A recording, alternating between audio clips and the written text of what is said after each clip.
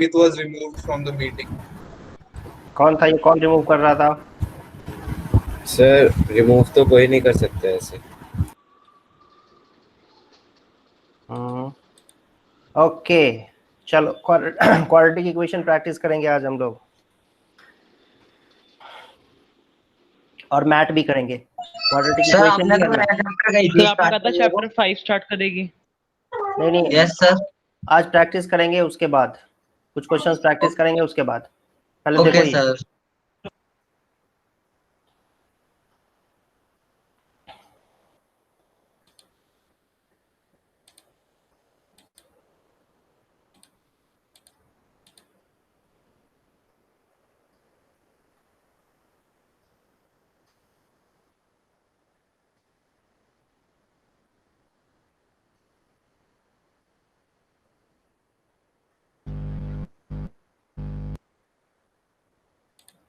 Question देख पा रहे हो सभी बच्चे? डीपीपी में डाउट था।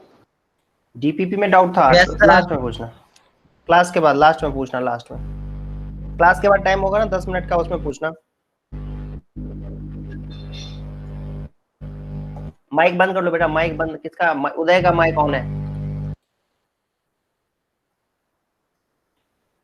दिख रहा है सबको क्वेश्चन? यस सर दिख रहे हैं। Yes, sir. Yes sir. नहीं दिख रहा है? अब दिख रहा है? सर नहीं दिख रहा। सर उसने पिन नहीं कर रखी होगी आपकी। पिन करो उसमें, देखो सर, नहीं दिख रहा है। उसमें जहाँ पे अमित लिखा होगा ना, उस पे पिन करो, ठीक है? देखो अपने आप दिखेगा। सर अमित सर प्रेजेंटेशन पे। हाँ सर दिख गया, थैंक यू। हाँ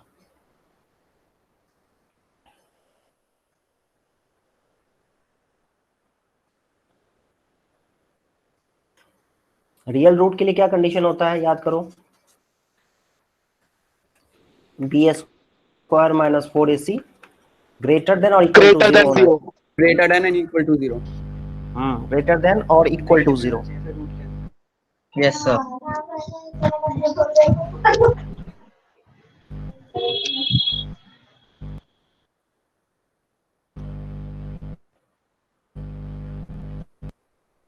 फिर से माइक ऑन कर लिया, माइक बंद कर लो बेटा।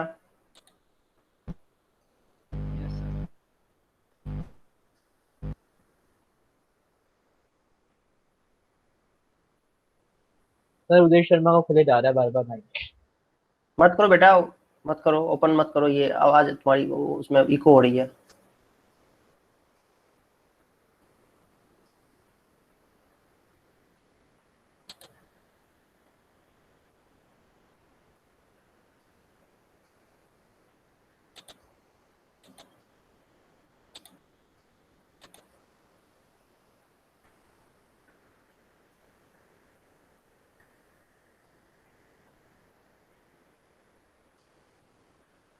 सर सारे पार्ट ट्राई करने के अभी। सारे पार्ट नहीं करने हैं, ऐसा करो, पहला पार्ट आ गया, पहला first part. Yes sir. Yes sir आ गया। सर आ गया। ये ए है, ये बी है, ये सी है। B square minus 4ac check करो फर्स्ट पार्ट का क्या आएगा, देखो। B square minus 4 into A की जगह -92 -3 सर 100. सर 100 है। 100 आएगा, ठीक है? 100 तो आएगा। 100 एक पॉजिटिव नंबर है। 100 एक पॉजिटिव 100 एक पॉजिटिव नंबर है। तो इसके जो रूट्स होंगे क्या होंगे? Real and distinct. Roots are real and distinct. कोई इश्यू इसमें किसी को नहीं होना चाहिए। रूट्स जो होंगे वो रियल और डिस्टिंक्ट होंगे। जब भी डिस्क्रिमिनांट, इसको क्या बोलते हैं बच्चों, याद करो, डिस्क्रिमिनांट कहते हैं, ठीक है? और ये अगर ग्रेटर देन 0 है तो रूट्स रियल एंड डिस्टिंक्ट होंगे। और फिर अब रूट निकालना है, तो रूट निकालने का तरीका क्या होता था, याद करो। Minus B plus minus -d upon 16 under root minus upon 2 है अपॉन 4। तो ये आ जाएगा रूट डी, मतलब 100 अपॉन में 2 इंटू ए। तो ये आ गया आपके पास 2 प्लस माइनस 10/16। तो एक बार तो प्लस का साइन लेंगे तो 2 प्लस 10 12 होगा, और एक बार माइनस का साइन लेंगे तो -8 हो जाएगा। तो आंसर जो आएगा वो 3/4 एंड -1/2। तो ये दो इसके रूट्स हैं, सर -2 3/4 एंड हाँ कहाँ -2 था? -2 प्लस +2 है। -2 सर -2 था sir second step second step Yes, sir. Minus -2. 12 by second 16 step और में ये 8 बाई माइनस होगा। 16 होगा।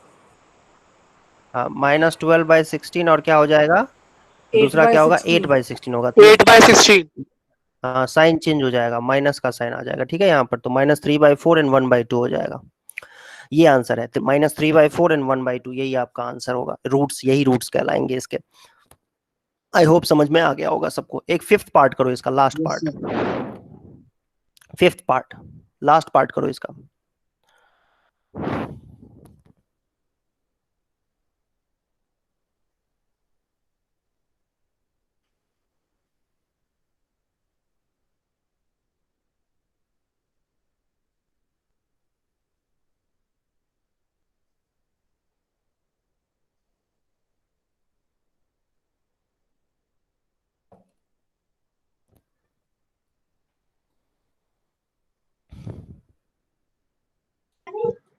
So 25 minus 20x. Yes sir -155 आ रहा है minus Sir. 7√5. No real root 155. No real no real roots. Root, sir no real Yes, sir. Root So negative में आ रही वैल्यू। ओके। निगेटिव में आ रही है, मतलब डिस्क्रिमिनेंट आ रही है निगेटिव में, है ना। Yes, sir. Yes, sir. ठीक है, अभी देखते हैं, एक मिनट देखता हूँ। फिफ्थ पार्ट में इसका अगर डिस्क्रिमिनेंट देखें तो ये हो जाएगा b² का मतलब 5√5 का स्क्वायर। नहीं, डिस्क्रिमिनेंट नेगेटिव तो हो ही नहीं सकता। Sir, minus 7√5 and 2√5. हाँ, ये देखो क्या है, यस सर। सर जीरो नहीं 25 होगा, नहीं होगा, नेगेटिव नहीं होगा। सर 405 हाँ। है। कितना आया 405। 405 यस सर। पॉजिटिव नंबर है, पॉजिटिव नंबर है, इसका मतलब इसके रूट जो होंगे वो रियल होंगे एंड डिस्टिंक्ट होंगे। तो क्या होगा बच्चों, देखो रूट जो होंगे वो कैसे निकलता है, -b plus minus √b² -4ac/2a। तो ये आपका आ जाएगा, देखो 4√5 को फैक्टराइज कर सकते हैं, आई होप। नहीं, कितने पे जाएगा ये 9√5, ये क्या हो जाएगा 3√5, आई एम सॉरी 3√5। 405 को √105 को आप लिख सकते हो। Sir, नहीं नहीं, सही सर, कहा। 9√5 ही लिख लिया 9/5 सर 9√5 ही आएगा। बिल्कुल सही, बिल्कुल सही, 9√5 ही आएगा। तो एक बार प्लस का साइन अगर लेते हैं तो 4√5 हो जाएगा अपॉन में 2, और एक बार माइनस का साइन लेंगे अगर तो क्या आएगा 9/5 -14. तो कितना आएगा बच्चों 2√5 and 2√5 2√5 और 2√5 -7√5। -7√5 यही आंसर है इसका। आसान था। Yes yes sir. Sir okay, अब दूसरा पार्ट देखते हैं। सेलेक्टेड क्वेश्चन दे रहा हूँ। सर ये क्वेश्चन एग्जाम्पलर में है ना। हाँ, एग्जाम्पलर का है।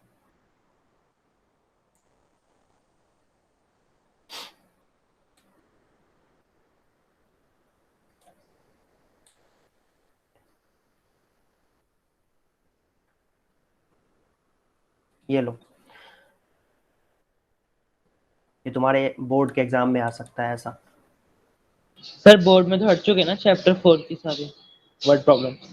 यस सर, अपॉन वाले सब हट गए। बाकी हमारी टीचर कह रही चैप्टर 3 रिलेटेड वाले जो है वो आ सकते हैं चैप्टर अभी 4 और में चेंज भी। होगा मुझे लगता है ना। अभी अभी जो आया हुआ है ना वो फाइनल नहीं है, क्योंकि ना अभी पता नहीं कितने दिन चलेगा। तो मेरे ख्याल से हो सकता है, क्या पता चला 50% ही सिलेबस हटा दिया, कोई ठिकाना नहीं है। सर 50% और या फिर सिर्फ 50%? अभी कोई ठिकाना नहीं, अभी पता नहीं है क्वेश्चन ना। कर लो। क्वेश्चन करो, बिल्कुल सही बात।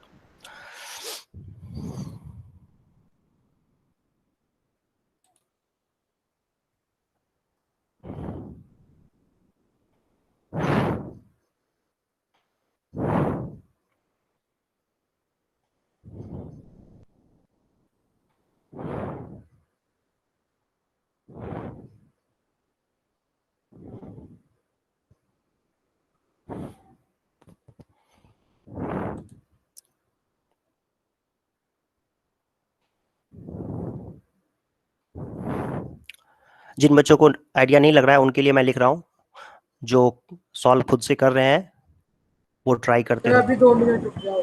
हाँ करो, आप मत देखना, मैं जो लिख रहा हूँ ना सॉल्यूशन मत देखो। जिन बच्चों को थोड़ा सा हिंट दे रहा हूँ मैं, जिनको नहीं समझ में आ रहा है।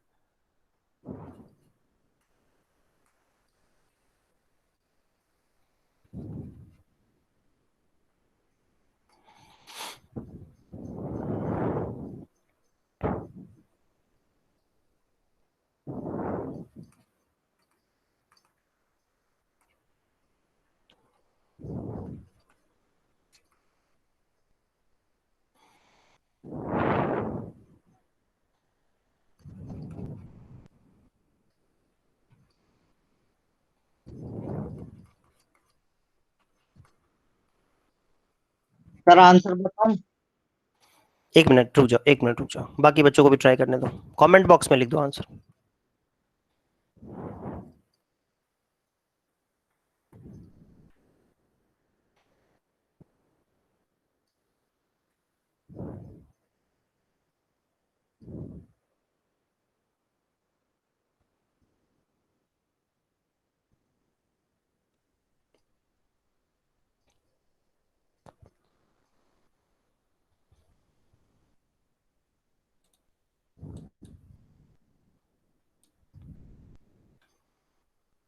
दो बच्चों ने आंसर लिखा है, दोनों का आंसर अलग अलग है। ओके, ओ 40 किलोमीटर वाला बच्चा जो है, दो बच्चों ने 45 लिखा है और 3 बच्चों ने 40 लिखा हुआ है। अच्छा जी,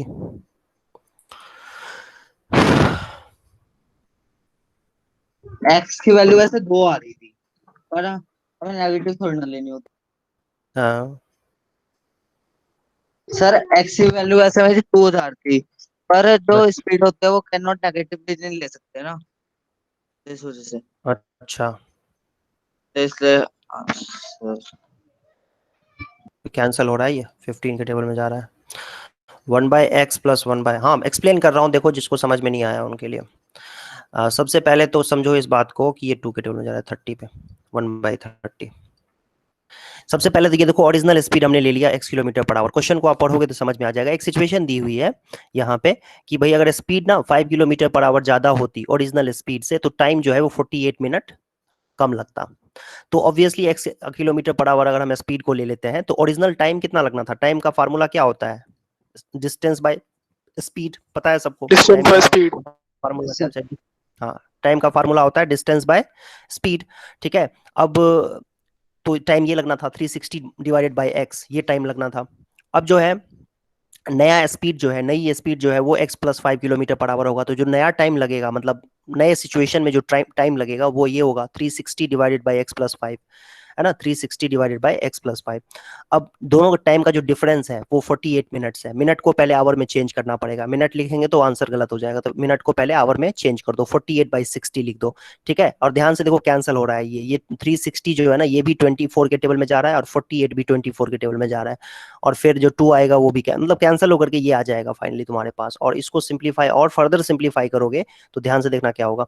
ये 15 जो है क्रॉस मल्टीप्लीकेशन से, चलो एक रहने देते हैं इसको सिंप्लीफाई करो तो x into x plus 5 LCM आएगा, फिर x प्लस 5 होगा ऊपर, माइनस x होगा, इक्वल टू 1/30 आ जाएगा।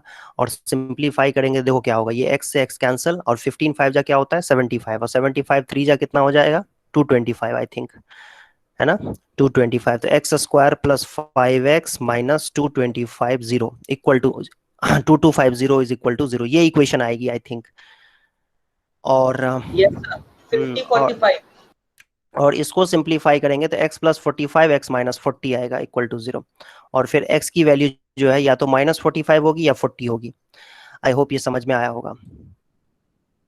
ठीक है, इस तरीके से ये इक्वेशन का जो सॉल्यूशन आएगा ये आएगा। ठीक है, और ये जो सॉल्यूशन आया बच्चों, आप इसमें देखो नेचुरली x की वैल्यू -45 तो ले नहीं सकते हैं क्योंकि स्पीड नेगेटिव में नहीं लेते हैं, तो ये नहीं लेंगे, ये वाली वैल्यू सही है। 40 किलो 50 आएगा, 45 50 आएगा, -50 प्लस 45।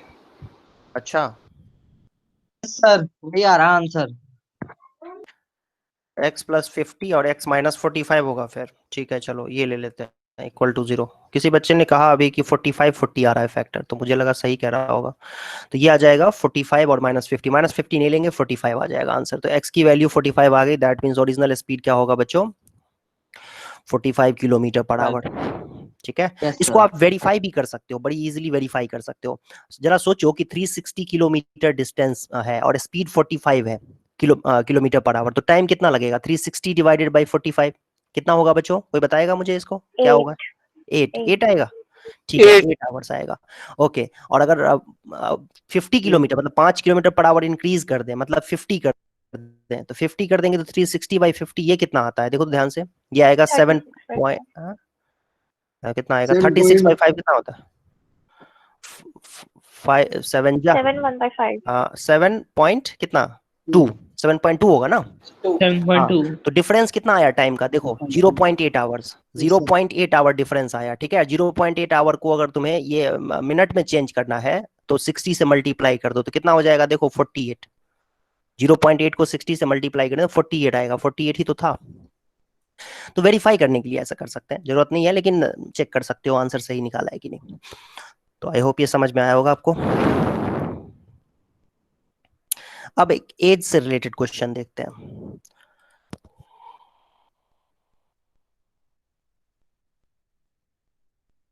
ये रहा क्वेश्चन।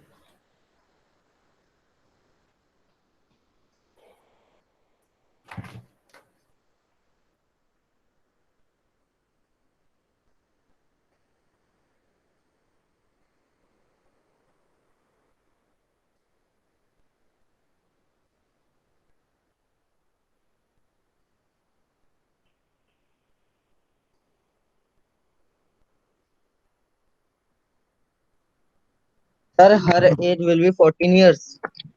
14 आएगा आंसर। सर मेरा तो 14 आ रहा है. ओके, इतनी जल्दी कैसे देखते हैं अभी। यस सर 40 है। ठीक है,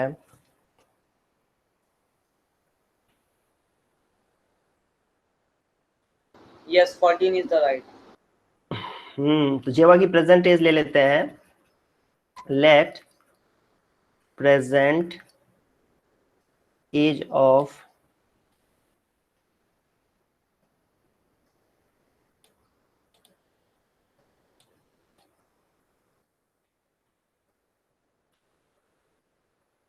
present age of Zeba is equal to X. ठीक है, तो क्वेश्चन में लिखा हुआ है कि if Zeba were 5 year younger by 5 years then what she really is. तो x माइनस 5 है ना, then the square of her age would have been 11 more than 5 times her actual age. Square of her age is 11 more than her actual age. यही तो है question. ठीक है, नहीं 11 more than 5 times her actual। हाँ, ये होगा। 5x plus 11. ठीक है, ये दिया हुआ है कि मतलब अगर 5 साल कम होती तो x माइनस Yes, sir, 5 का 14 स्क्वायर अगर निकालेंगे, x माइनस 5 का स्क्वायर करेंगे तो वो इक्वल होगा 5 टाइम्स एक्चुअल एज प्लस 11 के। यही लिखा हुआ है क्वेश्चन में, 11 मोर देन 5 टाइम्स हर एक्चुअल एज। 5 साल कम करके अगर करते हैं तो सॉल्व करेंगे बेटा तो क्या आएगा? देखो तो X square plus 25 minus 10x ए माइनस बी का होल स्क्वायर का फार्मूला लगाया और फिर 5x प्लस 11 के इक्वल। ये लेफ्ट हैंड साइड में ले आओगे सारे टर्म्स को तो 15x और प्लस कितना होगा बच्चों? 14 और x माइनस 14 और x Yes, sir. Plus x minus 1 equal to 0। H minus ये आएगा आंसर।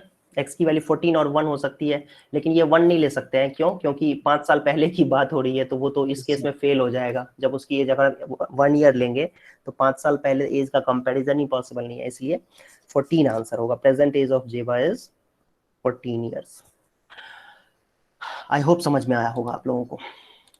Yes, sir. नहीं आया तो Yes, sir. Yes, sir. Yes, sir. Okay.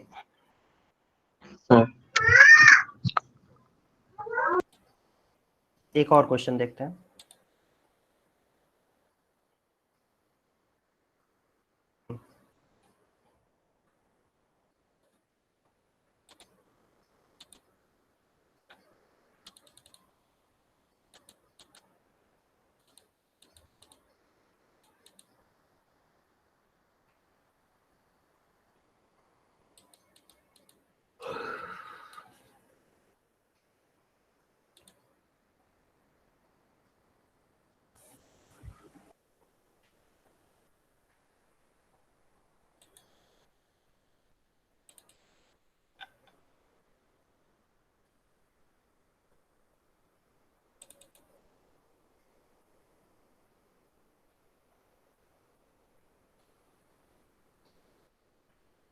Fourteen. 14. Okay,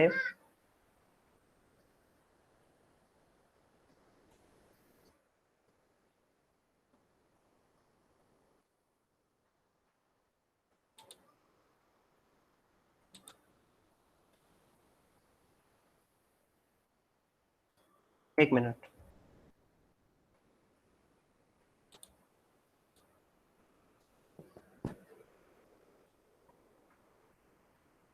एक बार सभी बच्चे ट्राई कर लो, फिर डिस्कस करते हैं अभी। सर आई थिंक 40 सर 14 आ रहा है। Yes sir. Okay, I think 14 नहीं होगा।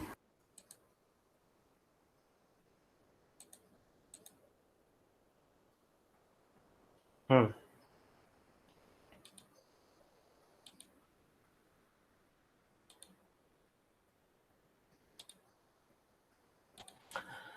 क्या लिखा हुआ है क्वेश्चन में? At T minutes past 2 PM the time needed by the minutes hand of a clock to show 3 PM was found to be 3 minutes less than t square by 4 minutes. Find t. अच्छा जी, तो इसमें quadratic equation बनाना है। कैसे quadratic equation बनाएंगे? तो math का question लग रहा है। At T minutes pass to the time needed by minute clock 3 was found to be 3 minutes less than. अच्छा, टी स्क्वायर माइनस 3 जो है ये इक्वल हो जाएगा कितना? T plus 2। Sir t square upon 4 minus 3 is equal to 60 minus t. t square upon 4 होगा। Sir t अच्छा, square T upon square 4 by 4, हाँ, minus yes 3 sir is equal to T plus 2, ये 60 हो जाएगा। minus sir 60 minus t होगा 60 minus t होगा yes sir 60 minus t होगा। उसके बाद क्वाड्रेटिक इक्वेशन बनेगी -18 और 14 आंसर आएगा। 60 माइनस टी कैसे? सर क्योंकि जितना पीछे मतलब सर t सर मिनट्स में होगा वो, इसलिए। यस हाँ? सर सर वो जो है 2 PM के बाद t मिनट्स आगे है, मतलब उसे 3 PM दिखाने के लिए 60 minus t मिनट्स करने होंगे। 60 माइनस टी, अच्छा। सर वो 2 PM से t मिनट्स आगे है, तो उसे 3 बजे पर पहुंचने के लिए 60 minus t मिनट्स ही तो चाहिए होंगे ना। Yes sir. ओके, तो ये T square by 4 minus 3 60 minus T का इक्वल होगा। Yes sir. ये एलसीएम लेंगे तो क्या आएगा? T square minus 12 by 4 is equal to, रुको बताता हूँ।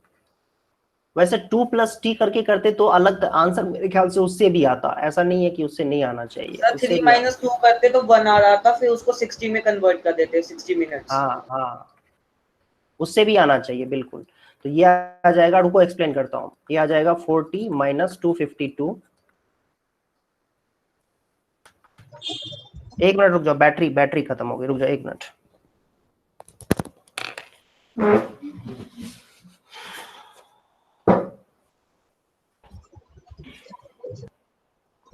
अभी 10 मिनट बैटरी होगी।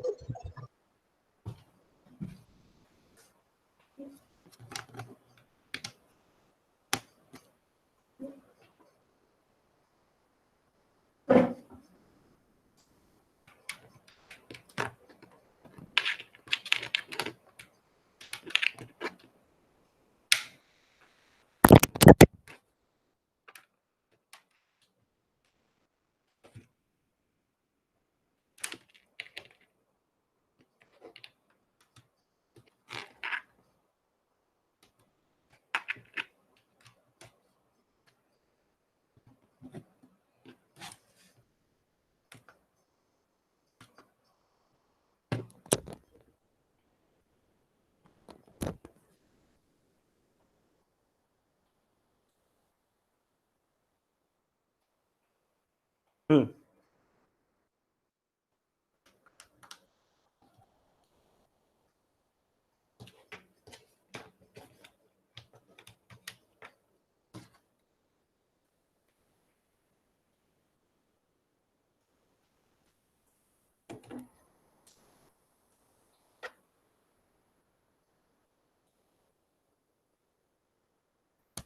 एक मिनट बच्चों।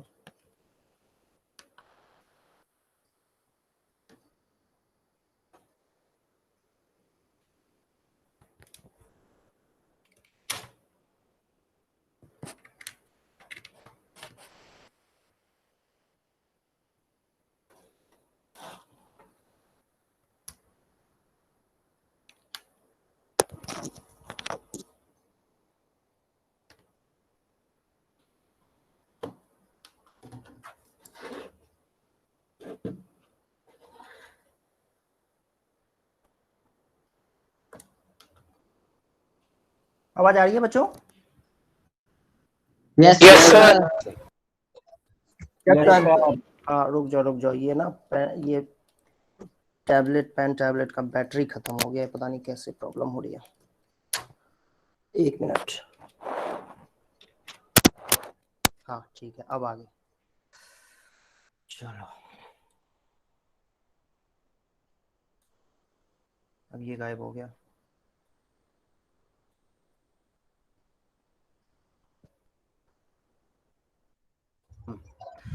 ओके, तो ये इक्वल हो जाएगा किसके, sorry minus 252 is equal to 0। अब इसको फैक्टराइज करेंगे तो क्या आ रहा है, देखो तो T square plus 18t minus 14t करोगे माइनस सर। 14t माइनस 18 और दूसरा 18t factor minus 14t 18 minus 14t। 14t। अरे डायरेक्ट फैक्टर बताओ ना, t माइनस 18 दूसरा फैक्टर बताओ। t Sir, minus T- 14 plus T 18 plus 18 t plus 18 minus 14। ठीक है, ये आ जाएगा, sir. मतलब t की वैल्यू कितनी आ जाएगी? यस सर 14 आ 14 गया। 14। ओके हाँ, सर तो इसमें हाँ बोलो, इसमें देखो, इसमें कहा क्या गया, मैं एक्सप्लेन करता हूँ, एक बार एक्सप्लेन कर देता हूँ, फिर डाउट हो तो पूछना। सबसे पहले तो इसमें कहा गया है कि 2:03 में, ठीक है, t मिनट्स पास्ट, मतलब 2 PM के t मिनट्स के बाद, मतलब आंसर जो है वो मिनट में ही है, t जो है वो मिनट्स में है, कुछ 2:20, 25 मिनट, 15 मिनट, या आंसर 14 मिनट आया हुआ तो 14 मिनट। कह रहा है the time needed by minute hands of the clock to show 3 PM was found to be 3 minutes less than t square by 4। तो जरा सोचो कि मतलब ये सोचो कि 2 बजने वाले हैं, ठीक है, यहाँ पर ये रहा 3 बजे हैं और ये 2 बजे हैं, ये 2 बजे हैं, ठीक है, और ये 3 है। तो कह रहा है कि 2 बजे से कुछ टाइम के बाद जो है, ये टाइम सपोज इस टाइम के बारे में बात हो रही है, इस पर्टिकुलर टाइम के बारे में बात हो रही है, जहाँ पे मैंने ये देखो डार्क कर दिया ना, इस तरह कलर कर दिया, तो इस टाइम की बात हो रही है। कह रहा है ये टाइम जो है टी स्क्वायर बाई 4 से 3 मिनट लेस है, ठीक है। तो टी स्क्वायर बाई 4 से 3 मिनट लेस टाइम, तो ये आप देखो मैंने जो यहाँ पर बॉक्स बनाया है, टी स्क्वायर बाई 4 माइनस 3 जो वैल्यू है वो तो एक फिक्स वैल्यू है, मतलब मिनट है, एक तरह से समझ सकते हो आप, ठीक है। ये जो टाइम है टी स्क्वायर बाई 4 माइनस 3, यही कह रहा है कि ये टाइम है, और ये टाइम ये भी बता रहा है, 2 तरीके से टाइम को बताया गया है।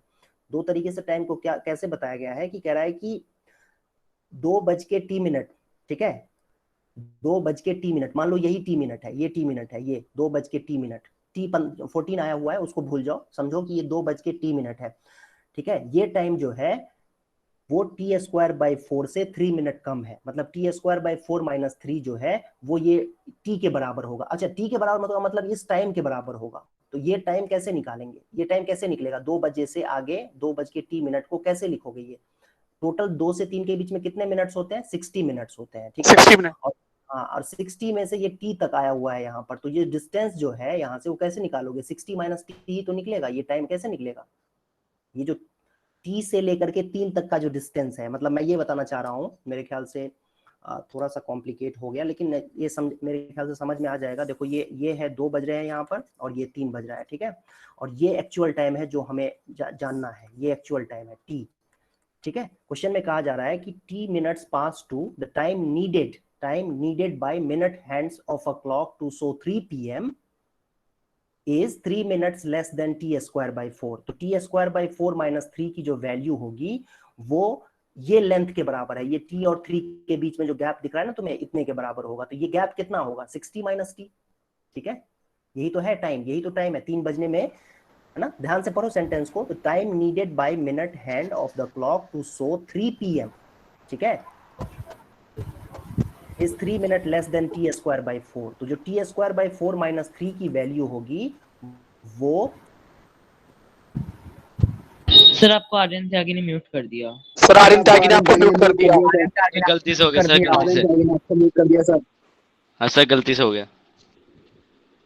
ठीक है, देखो तो जो टाइम का जो गैप होगा ना, ये 60 माइनस टी हो जाएगा, क्योंकि 2 से 3 के बीच में कितने मिनट्स होते हैं, 60 मिनट्स, और ये एक्चुअल टाइम जो मैंने यहाँ पर टी लिया हुआ है, टी को 3 तक पहुंचने में, मतलब यहाँ ये डिस्टेंस जो है एक्चुअली टाइम का, वो क्या होगा, 60 माइनस टी के बराबर होगा, और यही हमें जानना था। 60 माइनस टी और टी स्क्वायर बाई 4 माइनस 3 दोनों बराबर हो जाएंगे, ठीक है। यही सिचुएशन है, और फिर इसको सॉल्व करेंगे तो टी की वैल्यू 14 हो जाएगी। इसका मतलब ये हुआ 2:14 पे 2:14 पे ऐसा सिचुएशन बनेगा कि जो 3 बजने में जितना टाइम रहेगा, ठीक है, 3 बजने में जितना टाइम रहेगा, 3 बजने में कितना टाइम रहेगा, 2:14 की बात करें तो तुमसे कोई पूछे 2:14 अभी हो रहे हैं और 3 बजने में कितना टाइम है अभी, 46 मिनट्स, एग्री? 46 मिनट है ना? हाँ, तो ये 46 मिनट जो है, ये 46 मिनट्स कैसे आया? 60 - t से ही तो आया है। ये 46 मिनट कैसे आया? 2 और 3 के बीच में 60 मिनट्स होते हैं, 60 में से 14 को माइनस करेंगे तभी तो ये 46 मिनट्स होंगे। 46, यस। तो 2:14 अभी हो रहे हैं, 2:t हो रहे हैं और 3 बजने में कितना टाइम लगेगा? 60 - t लगेगा।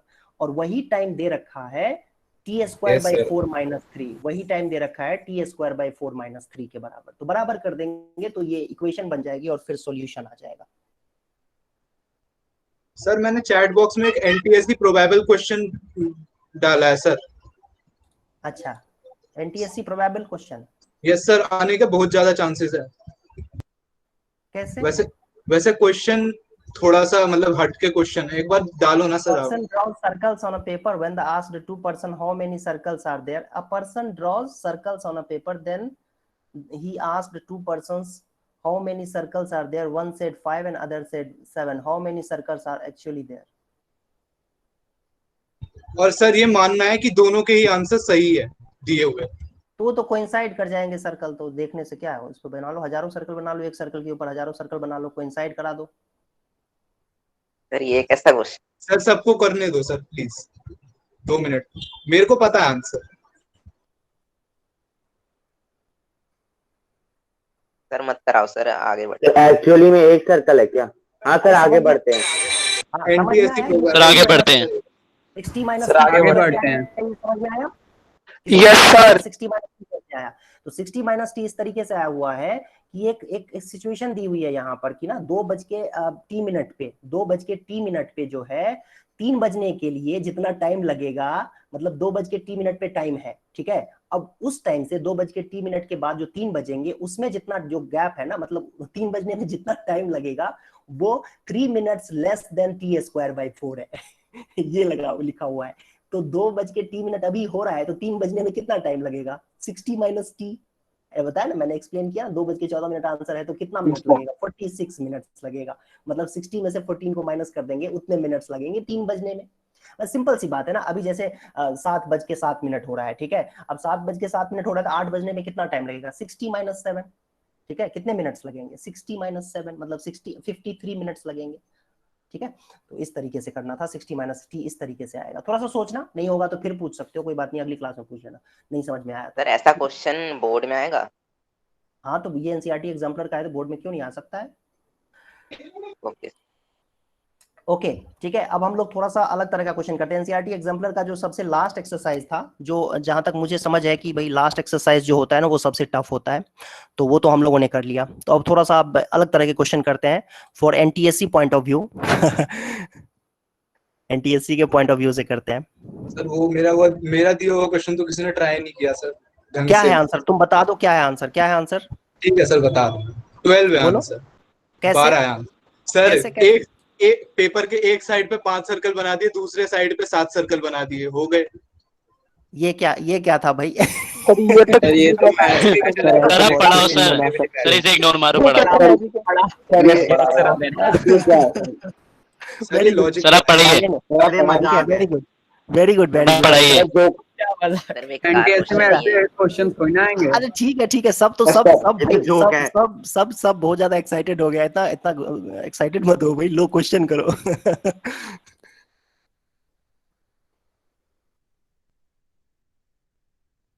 ये लो, चलो इस क्वेश्चन करते हैं। रुको, इस क्वेश्चन को करने से पहले मैं एक कॉन्सेप्ट बताने दो। रुक जाओ, ध्यान से सुनना सभी बच्चे। बस 1 मिनट के लिए कंसंट्रेट करो, 1 मिनट के लिए कंसंट्रेट करो, सुनो ध्यान से। इस इक्वेशन को देखो, ax² + bx + c = 0 को देखो। दिख गया सबको? Yes sir. अगर मान लो सुनो, अब हाँ ध्यान से सुनना 1 मिनट के लिए। ये देखो, ये एक्सप्रेशन है, ये जो ax² + bx + c है, इसको क्या बोलते हैं? क्वाड्रेटिक एक्सप्रेशन, है ना, पॉलिनोमियल कहते हैं इसको। ax² + bx + c को, ax² + bx + c को पॉलिनोमियल कहा जाता है। ध्यान से देखना, अगर मैं इसमें x = 1 रख दूं तो क्या होगा? a + b + c 0 हो जाएगा। a + b + c = 0। ठीक है। Yes, sir. ये a प्लस बी प्लस सी को हम ये भी कहते हैं सम ऑफ कोएफिशिएंट्स। क्या बोलते हैं? सम ऑफ कोएफिशिएंट्स। ठीक है, सम ऑफ कोएफिशिएंट्स भी कहते हैं। तो जब कभी भी if sum of coefficients of ax square plus bx plus c is equal to 0, then one of the roots is 1। एक रूट जो होगा उसका डेफिनेटली 1 होगा। भाई सिंपल सी बात है ना, a प्लस बी प्लस सी 0 हो गया, इसका मतलब x इज इक्वल टू 1 उसका सॉल्यूशन है कि नहीं? समझ में आई बात? ये बात समझ में आई बेटा? बहुत ही सिंपल है ये, आप समझो ध्यान से कि अगर x की जगह पे हम 1 रख रहे हैं तो a प्लस बी प्लस सी 0 हो जाएगा। ठीक है, तो हाँ, तो समझो इस बात को कि जब भी कोएफिशिएंट्स का सम 0 हो तो उस केस में कोएफिशिएंट्स का सम 0 हो तो उस केस में 1 उसका एक रूट होता है। ये बात समझना बहुत इंपॉर्टेंट है। ठीक है, तो ध्यान से देखो, अब मैं अगर आपसे कहूं, ध्यान से देखना, a minus B X square plus B minus C X plus C minus A is equal to 0। ठीक है, फाइंड रूट्स। अगर मैं कहूं आपसे करने के लिए, निकालने के लिए रूट, तो क्या करोगे? बहुत सिंपल है, साफ साफ दिख रहा है यहाँ पर साफ साफ दिख रहा है, ध्यान से देखो तो साफ साफ तुम्हें दिखेगा कि कोएफिशिएंट्स का जो सम है यहाँ पर, ध्यान से देखो, कोएफिशिएंट्स और कांस्टेंट टर्म ऑब्वियसली, उसका सम 0 के बराबर आ रहा है। 0 के बराबर आ रहा है, देख पा रहे हो आप? एक्स स्क्वायर का कोएफिशिएंट क्या है बेटा? a minus B. एक्स का कोएफिशिएंट क्या है? b minus C. और कांस्टेंट टर्म क्या है? हाँ, तो यहाँ पर देख सकते हैं सम ऑफ कोएफिशिएंट 0 है, तो डेफिनेटली अब इसको मैं मान लो एक सेकंड के लिए, इसको मैं मान लेता हूँ px, इसको इस एक्सप्रेशन को मैं मान लेता हूँ px। तो p1 कितना है? p1 तो 0 के बराबर है, और p1 जैसे ही 0 के बराबर है, इसका मतलब ये है कि 1 इज अ रूट। 1 जो है क्या हो जाएगा बेटा? एक रूट हो जाएगा इस इक्वेशन का। वेट, दूसरा रूट जो है वो हम अज्यूम कर लेते हैं कि बीटा है, तो 1 इंटू बीटा किसके बराबर हो जाएगा? Constant term divided by coefficient of X square. Agree? Yes sir. Yes sir. Yes sir. Beta किसके इक्वल आ गया? गेस करो, बीटा किसके इक्वल आ गया? Sir c minus A upon a minus B. c minus A upon a minus B. तो इस इक्वेशन के रूट्स क्या क्या होंगे बच्चों? इस इक्वेशन के रूट्स क्या क्या होंगे? 1 एक रूट होगा और c minus a by a minus b दूसरा रूट होगा। ये समझ में आई बात? जैसे ही कोएफिशिएंट्स का सम 0 आ जाए, कोएफिशिएंट्स का सम 0 आ जाए, तो आप क्या क्लेम कर सकते हो कि 1 उसका एक रूट है। 1 उसका रूट है, और दूसरा रूट तो अल्फा इंटू बीटा वाले फार्मूले से निकाल लेंगे। समझ में आई सभी बच्चों को ये बात? Yes sir. Yes sir. Yes sir. चलो अब ये सेकंड क्वेश्चन करो। ये हाँ, ये क्वेश्चन करो, जो क्वेश्चन मैंने लिखा हुआ है यहाँ पे।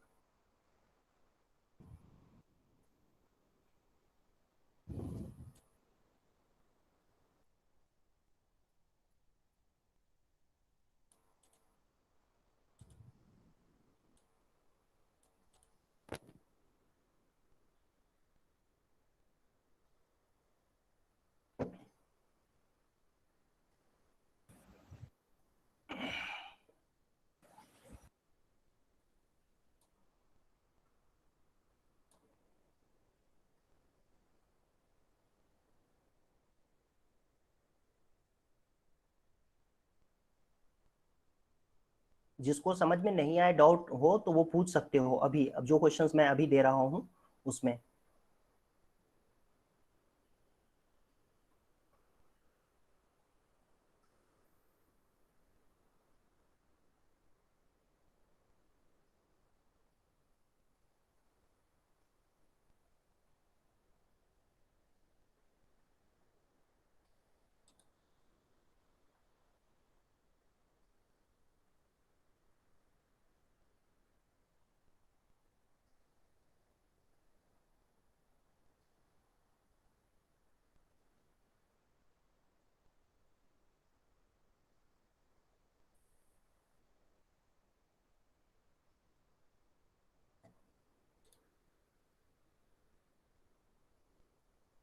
वेल, जो पॉइंट मैंने एक्सप्लेन किया था वो सभी बच्चों को समझ में आ तो गया था ना? Yes sir. Yes sir. Yes sir. क्या इसमें वही बात नहीं हो रही है? यस सर, हो रही है। Yes sir. सर उसको अप्लाई भी कर दिया। Very good. साफ साफ देखो, सम ऑफ कोएफिशिएंट्स अगर बेटा हम ध्यान से देखें तो आपको दिखेगा कि ये 0 के इक्वल हो रहा है। कैसे भाई? p को q से करेंगे मल्टीप्लाई, क्या होगा? pq, फिर p को r से करेंगे तो rp हो जाएगा माइनस साइन के साथ, फिर qr माइनस pq, फिर rp माइनस rq। और ध्यान से देखो, ये rp प्लस और ये माइनस और rp प्लस कैंसिल हो जाएगा, pq plus pq minus cancel हो जाएगा, qr और rq एक ही बात है, प्लस माइनस साइन के साथ, तो जीरो नहीं आ गया। तो आपने क्या देखा बेटा, यहां पर ध्यान से देखो, जो क्वाड्रेटिक इक्वेशन है उसके कोएफिशिएंट्स का सम 0 के बराबर आ रहा है, और कोएफिशिएंट का सम 0 के बराबर है तो डेफिनेटली 1 जो होगा उसका एक रूट होगा। लेकिन यहां तो कह रहा है कि रूट्स इक्वल है, तो रूट इक्वल है इसका मतलब दूसरा रूट भी 1 ही होगा, सेकेंड रूट इज आल्सो 1। क्यों भाई? लिखा हुआ है ना इक्वल रूट्स हैं। इक्वल रूट का मतलब क्या होता है कि अगर 1 उसका रूट, एक हमने कोएफिशिएंट वाले मेथड से समझ लिया, तो दूसरा रूट भी क्या हो जाएगा? 1 ही होगा। ये बात समझ में आई बच्चों? भाई इक्वल रूट्स हैं तो इसका मतलब दोनों रूट सेम होंगे, दोनों रूट सेम होंगे, इसका मतलब दोनों रूट 1 1 होंगे, ठीक है। और दोनों रूट अगर 1 है बच्चों तो प्रोडक्ट ऑफ रूट्स क्या होगा? Product of roots r into p minus q upon में क्या होगा? p into q minus r. Agree करते हो सभी बच्चे? और ये 1 के इक्वल होगा। 1 क्यों? क्योंकि alpha into beta c by a होता है, और अल्फा इंटू बीटा मतलब 1 इंटू 1, तो 1 इंटू 1 क्या होगा? 11। 1 इंटू 1 क्या होगा? 1। हाँ ठीक है। तो ये अल्फा इंटू बीटा है, ये जो 1 आपको दिख रहा है ना राइट हैंड साइड में, 1 इंटू 1, ये 1 इंटू 1 को 1 लिखा है मैंने, ठीक है। अल्फा इंटू बीटा जानते हो ना, अल्फा बीटा क्या होता है? c बाई ए होता है, लेकिन c की जगह पे इस इक्वेशन में देखें तो c की जगह पे तो ये है, ठीक है, और a की जगह पे तो आप देख ही रहे हो कि ये p times q minus r है a की जगह पे। तो alpha beta 1 into 1 is equal to c by. इसको सॉल्व कर लो बेटा, इसको ना क्रॉस मल्टीप्लाई करके सॉल्व कर लो, आपको आंसर दिख जाएगा अभी। rp minus rq is equal to pq minus rp, ठीक है। ऑप्शन है rp rp2 rp हो जाएगा is equal to pq plus rq, ठीक है। और ध्यान से देखो, दोनों साइड में क्या करो, इसमें निकालना क्या है? 2 बाई क्यू निकालना है, pqr से डिवाइड कर दो दोनों साइड में, दोनों साइड में pqr से डिवाइड कर दो। तो लेफ्ट हैंड साइड में pqr से डिवाइड करोगे तो ध्यान से देखो तो क्या मिलेगा? 2 बाई क्यू मिलेगा, ठीक है। और इधर राइट हैंड साइड में अगर pqr से डिवाइड करोगे तो क्या मिलेगा? 1 by r plus 1 by p. Agree करते हो सभी बच्चे? दोनों साइड में pqr से डिवाइड कर दिया गया है। डिवाइडिंग बोथ साइड, यहां लिख भी देता हूं, डिवाइडिंग बाय pqr, दोनों साइड में pqr से डिवाइड कर देंगे तो ये रिजल्ट आ जाएगा। यही निकालना था हमें, 2 बाई क्यू निकालना था। 2 बाई क्यू क्या आ गया बच्चों? p 1 by p plus 1 by r. तो आपको समझ में आ गया होगा आई थिंक ये। Yes sir. हाँ, ऐसे क्वेश्चंस आप एनटीएससी में एक्सपेक्ट कर सकते हो कि ऐसे क्वेश्चंस आएंगे। टाइम लगा दिया सर इस क्वेश्चन ने तो। ऑनलाइन में प्रॉब्लम क्या होती है ना कि बहुत टफ क्वेश्चंस नहीं करवा सकते हैं, क्योंकि पता नहीं चलता है बच्चों को समझ में आ भी रहा है कि नहीं आ रहा है। ये लो दूसरा क्वेश्चन करो।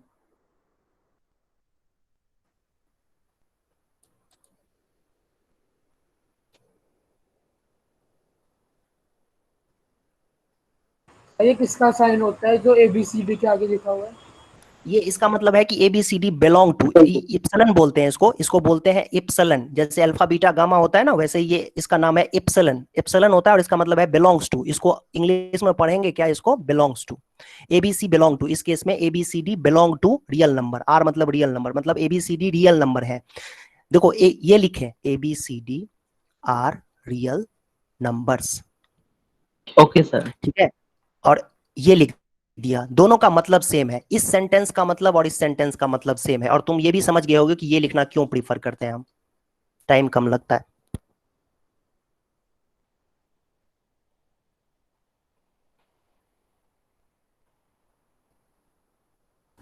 सर आर मतलब रैशनल नंबर, मतलब होना चाहिए रैशनल के लिए क्यों होता है, रैशनल के लिए क्यों यूज करते हैं? आर का मतलब रियल होता है।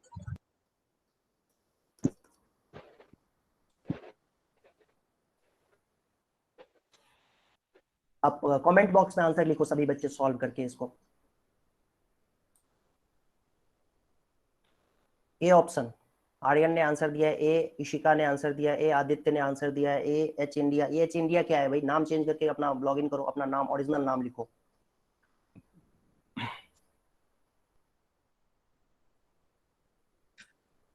सर वो पिछले क्वेश्चन का आंसर है। एक minute,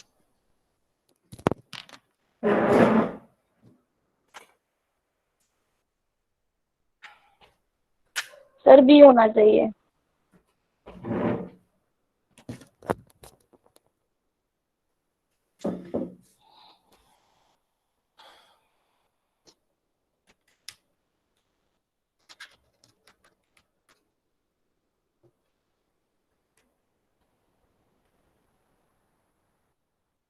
B option. Sir b option. Sir मेरा भी बी है। आंसर है। यस सर बी आ रहा है। ओके, अभी देखते हैं और किसी बच्चे ने किया है। शुभ्रोश्री ने आंसर दिया है बी, आर्यन का बी, तनिष्क का बी, अमानुल हक का बी, उदय बी, सबका बी आ रहा है भाई। ओके,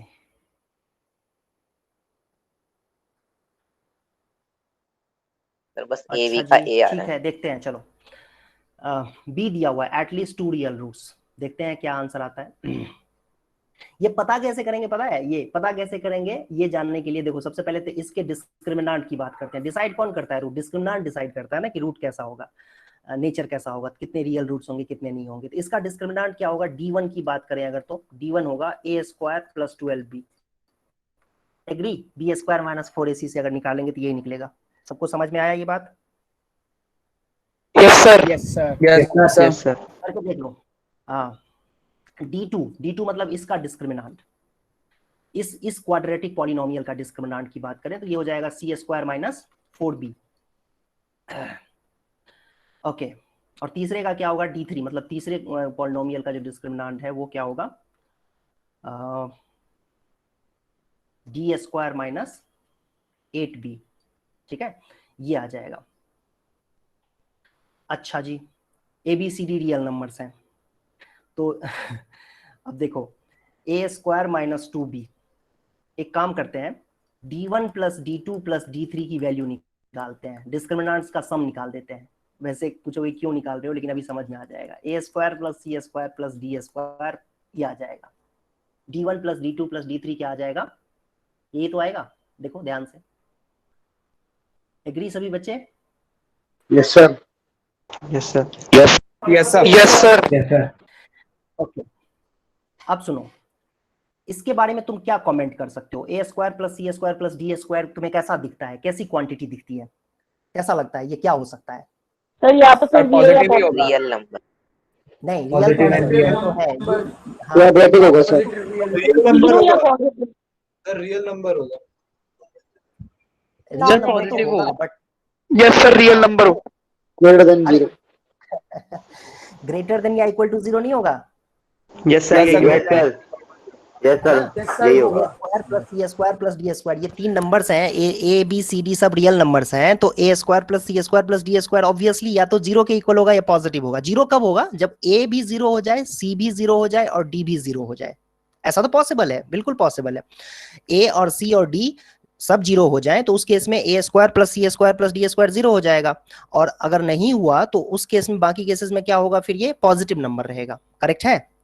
अब तुम मुझे ये बताओ कि ये 3 नंबर्स का सम, D1 क्या है? एक नंबर है, डिस्क्रिमिनांट एक नंबर है। 3 नंबर्स का सम 0 या उससे ज्यादा है, तो तुम क्या कमेंट कर सकते हो? तुम क्या कमेंट कर सकते हो कि तीनों में से तीनों के तीनों तो नेगेटिव नहीं हो सकते हैं। एग्री? नहीं? Yes sir. अरे Yes, भाई, sir. तीनों अगर नेगेटिव हो गया, Yes, D1 sir. D2 D3 तीनों नेगेटिव हो गया, तो तीनों को ऐड करेंगे तो आंसर 0 थोड़ा ना होगा, तब तो आंसर माइनस में चला जाएगा। D1 Yes, sir. D2 D3 Less than तीनों 0. नेगेटिव नहीं हो सकता है, ठीक है? D1 D2 D3 तीनों नेगेटिव नहीं हो सकता है, ठीक है? लेकिन उसके अलावे D1 D2 D3 all can not negative, all can not be negative. ठीक है, ये बात तो बिल्कुल पक्की बात है। क्या तीनों 0 हो सकते हैं? बिल्कुल 0 हो सकते हैं। क्या 2 पॉजिटिव 1 नेगेटिव हो सकता है? बिल्कुल हो सकता है। क्या कहते हो? एग्री करते हो इस बात से कि 2 पॉजिटिव 1 नेगेटिव हो सकता है? Yes sir. Yes sir. One of them can be Yes, sir. negative. Yes sir. One of them can be negative. बिल्कुल। 2 of them can be negative. 2 of them can be negative. दो उसमें से negative हो सकते हैं, D1 D2 में से। Yes, D1 sir. D2 D3 Yes, sir, में हो से। सकता है। Yes, हाँ, ये कई बच्चों को समझ में आ रहा होगा कि बिल्कुल सही बात है। दो को तुम नेगेटिव कर सकते हो, ठीक है, तीनों को नेगेटिव नहीं कर सकते हो, लेकिन तुम दो को नेगेटिव कर सकते हो, एक को नेगेटिव कर सकते हो, तीनों को जीरो भी कर सकते हो। तो जरा समझो इस बात को कि भाई इसमें से कम एक तो पॉजिटिव हुआ, तो इससे कंक्लूजन क्या निकाला जा सकता है? इतने सारे भाषणबाजी के बाद कंक्लूजन क्या निकाला जा सकता है? कंक्लूजन ये निकल के आ रहा है इतने सारे स्टेटमेंट्स के बाद कि at least one of them is positive. इन सब से कंक्लूजन क्या निकल रहा है? इन सब से कंक्लूजन ये निकल रहा है पॉजिटिव होगा कि एटलीस्ट D1 D2 मतलब at least one of the values, at least one of the values D1 D2 D3 is positive. ठीक है, ये तो कह ही सकते हो तुम यहां से, है ना? पॉजिटिव नहीं, नॉन नेगेटिव। इनफैक्ट कह सकते हैं at least one is non negative. Positive कहना भी सही नहीं होगा, नॉन नेगेटिव होगा, क्योंकि भाई तीनों जीरो भी तो हो सकते हैं वो केस, तो नॉन नेगेटिव। इसका मतलब ये हुआ कि एटलीस्ट इसमें से एटलीस्ट एक पॉजिटिव या जीरो है, तो डेफिनेटली हम कह सकते हैं कि बी आंसर सही होगा। बहुत सारे बच्चों ने आंसर सही लिखा हुआ है, वेरी गुड, बी आंसर इसका सही होगा। ठीक है, एटलीस्ट 2 रियल रूट्स तो होंगे ही होंगे। क्यों भाई? क्योंकि D1 plus D2 plus D3 जो है वो एक नॉन नेगेटिव नंबर है। नॉन नेगेटिव नंबर है, इसका मतलब तीनों नेगेटिव नहीं हो सकते हैं, D1 D2 D3। उनमें से एक नेगेटिव हो सकता है, दो नेगेटिव हो सकता है, या हम सिंपल लैंग्वेज में बात करें तो हम ये कह सकते हैं कि ये D1 D2 D3 में से कम एक, या तो D1 या तो D2 या तो D3, या तो मतलब तीनों में से कोई एक या तो जीरो होगा या जीरो से ज्यादा होगा। ठीक है, that means at least 2 real roots तो होंगे ही होंगे। मतलब ये D1 कौन है? D1 ये है, ये a² + 12b। तो या ये तो जीरो होगा, या तो ये जीरो हो सकता है, या नहीं तो पॉजिटिव हो सकता है। अगर ये नहीं हुआ जीरो या पॉजिटिव, ये तो या हाँ बोलो। सर मुझे सब कुछ समझ आ गया, जो लास्ट आपने कैसे बता दिया कि बी पार्ट करेक्ट आंसर है। तो यही तो समझा रहा हूँ, उसी के लिए मैं एफर्ट डाल रहा हूँ। देखो ध्यान से सुनो, फिर से मैं वही एक्सप्लेन कर रहा था कि क्यों वही आंसर होगा। मैं यही कहना चाह रहा हूँ कि D1 D2 D3 में से तीनों में से कम एक जो है, कम से कम एक, ठीक है, कम से कम एक जो है वो जीरो या पॉजिटिव नंबर होगा। D1 D2 D3 में से तीनों में से कोई भी एक, कम से कम एक, दो भी पॉजिटिव हो सकते हैं, ठीक है, तीनों भी पॉजिटिव हो सकते हैं, ठीक है, लेकिन दो निगेटिव भी हो सकते हैं, एक उसमें से निगेटिव भी हो सकता है, तीनों जीरो भी हो सकता है। मैं कह रहा हूं कि जो वर्स्ट पॉसिबल केस है ना, तुम ये समझने की कोशिश करो कि इसमें से कम एक जो है वो पॉजिटिव या नॉन जीरो तो होगा ही होगा। भाई इसके बिना काम तुम्हारा नहीं चल सकता है, इसके बिना गुजारा नहीं चल सकता है तुम्हारा। समझो इस बात को कि D1 D2 D3 में से ये कम से कम तुम्हें एक को, या तो D1 को या D2 को या D3 को तुम्हें जीरो या उससे ज्यादा लेना ही पड़ेगा। तुम जरा सोचो, समझो इस बात को। क्यों? क्योंकि ये D1 + D2 + D3 क्या है? एक ग्रेटर देन या इक्वल टू जीरो क्वांटिटी है ना। तो तुम कह सकते हो ना यहां से कि D1 D2 D3 में से कम एक को, किसी एक को ग्रेटर देन जीरो होना ही पड़ेगा। थोड़ा दिमाग लगाओ, सोचो। मेरे ख्याल से कई बच्चों को नहीं समझ में आ रहा होगा, क्योंकि ये ना अब एनसीईआरटी का क्वेश्चन तो है नहीं, ये थोड़ा सा ऊपर का लेवल चला गया एनटीएससी के पॉइंट ऑफ व्यू से, तो इसमें थोड़ा सा दिमाग खर्च करना पड़ेगा इस बात को समझने के लिए। मैं तुम्हें कहता हूं कि देखो, जैसे 3 नंबर्स हैं, ठीक है, 3 नंबर्स हैं, कोई भी 3 नंबर, और उसको ऐड करके ना, 3 छोड़ो, 2 नंबर कह रहा हूं मैं, ऐड करके, नहीं 3 ही लेना पड़ेगा, 3 ही, यहाँ पर 3 ले लेते हैं। A + B + C दिया हुआ है 10। क्या तुम ये बताओ मुझे, क्या तुम तीनों को नेगेटिव ले सकते हो, A + B + C? और तब नो सर, सुनो, मैं कह रहा हूं कि इन तीनों में से कम एक को पॉजिटिव या जीरो होना पड़ेगा। तो मैं क्या गलत बोल रहा हूं, तुम बताओ मुझे। यस सर, सही बात है। यस सर, एकदम सही। वही यहाँ पर भी वही बात है, यहाँ पर भी वही बात है कि कम से कम एक को या तो जीरो या पॉजिटिव होना पड़ेगा, ठीक है, कम से कम एक को। 2 हो जाए तो अच्छी बात है, 3 हो जाए तो और अच्छी बात है, ठीक है, लेकिन कम से कम एक को जीरो या उससे ज्यादा होना पड़ेगा, और कोई चॉइस नहीं है हमारे पास, ठीक है। मैं वही बात कह रहा हूं। तो यहां पर वही बात है कि कम से कम एक को जो है जीरो या उससे ज्यादा होना पड़ेगा। लेकिन ये कौन है जो जिसके बारे में हम कह रहे हैं कि कम से कम एक को? ये जो एक की बात कर रहे हैं ना, वो डिस्क्रिमिनांट है। तो कम से कम एक डिस्क्रिमिनांट जो है, या तो D1 या D2 या D3, उनमें से कोई एक या तो पॉजिटिव होगा या जीरो के बराबर होगा, है ना। तो इसका मतलब तो ये हुआ ना, मान लो एक सेकंड के लिए मान लो बेटा कि D2 जो है ना वो पॉजिटिव है, या जीरो से ज्यादा है, D2 जो है वो जीरो से ज्यादा है या पॉजिटिव है, तो ऑब्वियसली तो दो रूट तो कंफर्म हो गए, एटलीस्ट 2 रियल रूट तो कंफर्म हो गए। क्या कहते हो? Yes sir. समझे? तो अगर D2 पॉजिटिव हो गया तो ये कंफर्म हो। हाँ, थोड़ा सा और कोशिश करना। मैं 100% श्योर हूं कि 100% बच्चों को नहीं आया होगा समझ में, ठीक है? ये तो क्लास में भी समझाना थोड़ा टफ हो जाएगा, क्योंकि ये अलग तरह का क्वेश्चन है ना, ये बिल्कुल रूटीन क्वेश्चन तो है नहीं एनसीईआरटी का जिसमें कि आपको एक बार बताया समझ में आ जाएगा। थोड़ा सा सोचना, ठीक है? तब आप, और लर्निंग क्या होती है? लर्निंग मैंने आपको कई बार बता चुका हूं कि जब तक आप खुद से अपना दिमाग नहीं चलाओगे, जब तक आप खुद को चैलेंज नहीं करोगे बार बार, तब तक आप 100% नहीं सीख सकते हो कोई भी चीज। तो इसलिए जरूर एक बार खुद से ट्राई करना, सोचना, और फिर अगर कोई डाउट हो तो पूछ सकते हो अगली क्लास में। और कई बच्चे ना इतने सारे व्हाट्सएप पे क्वेश्चन भेज देते हैं, मैं सबको आंसर नहीं कर पाता हूँ, बहुत सारे क्वेश्चंस भेज देते हैं, इतना सारे फोटो खींच खींच के मैं तो परेशान हो गया देख कर कि एक लाइन से इतने सारे क्वेश्चंस हैं उसमें, किसको देखूं किसको सॉल्व करूं, मैं कंफ्यूज हो जाता हूं मैं, तुम लोग इतने सारे क्वेश्चंस भेज देते हो। वैसे छोटे मोटे क्वेश्चंस कर दूंगा, ऐसा नहीं है कि छोटे मोटे क्वेश्चंस, लेकिन बहुत सारे क्वेश्चंस आ जाते हैं तो फिर दिक्कत हो जाती है, मैं भूल जाता हूँ किसको भेजना है किसको नहीं भेजना है, कई सारे क्वेश्चंस भेज देते हैं बच्चे। सर आपका व्हाट्सएप नंबर क्या है? व्हाट्सएप नंबर एकेडमिक डिपार्टमेंट से ले लेना बेटा। ओके सर ये कहाँ से लिया आपने? ये मैं डीपीपी से दे रहा हूँ तुम लोगों के। सर डीपीपी मेरे पास जो डीपीपी है उसमें से दे रहा हूँ। चलो एक क्वेश्चन और करते हैं। अरे टफ क्वेश्चन देना सही रहेगा क्या? यस सर, दे दीजिए। यस सर, दे दो। रुक जाओ, 1 मिनट रुक जाओ।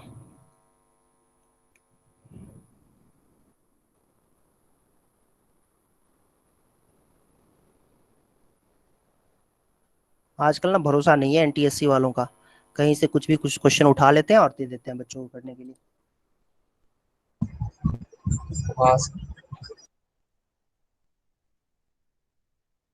इसलिए दिल्ली में जो मैंने बता ही रखा है पहले तुम्हें कि दिल्ली में तो क्या किया था, 2-3 साल पहले की बात है, 2 साल पहले की बात है, इन्होंने प्री आरएमओ का क्वेश्चन लिया, 3-4 लगातार ही क्वेश्चन एक लाइन से, और वो ऑब्जेक्टिव क्वेश्चन बना के दे दिया था बच्चों को। कहाँ से कर पाएंगे बच्चे? ये देखो, ये टॉपिक मैंने एक्सप्लेन कर रखा है तुम लोगों को पहले से। यस सर, कॉमन रूट वाला पिछली क्लास में।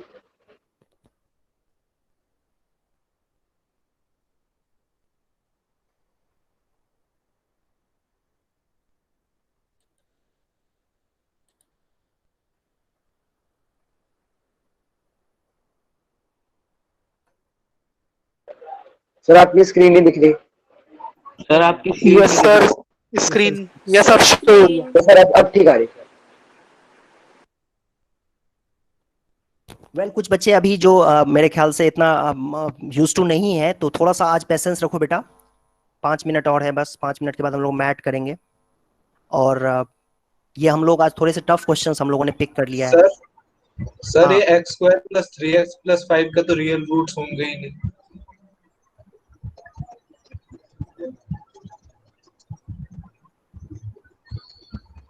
माइनस कर दो इसको, इसको माइनस कर दो।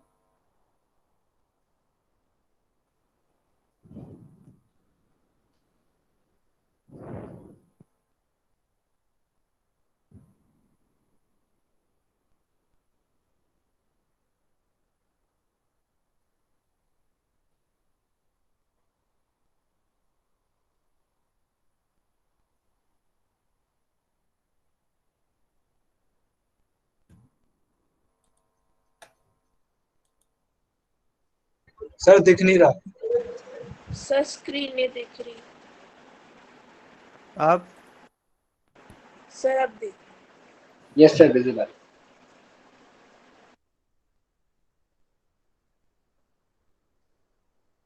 सर वो काट के माइनस लगा रखा है आपने। हाँ माइनस कर दो, उसको माइनस कर दो, वो माइनस के बिना भी हो जाएगा, बट मैंने रियल रूट के बारे में ही बताया है तुम लोगों को, तो रियल रूट पे ही बात कर लेते हैं, उसके बिना भी हो जाएगा वैसे।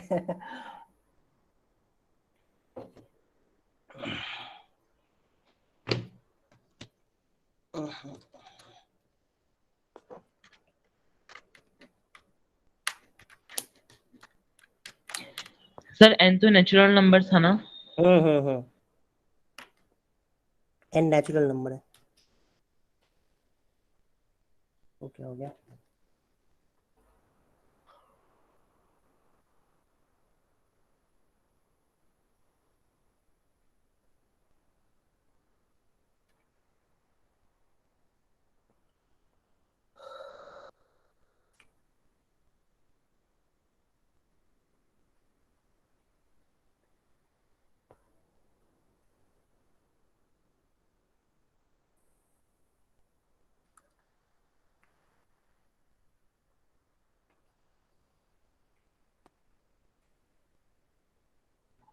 सर हाँ सर 9 आ रहा है।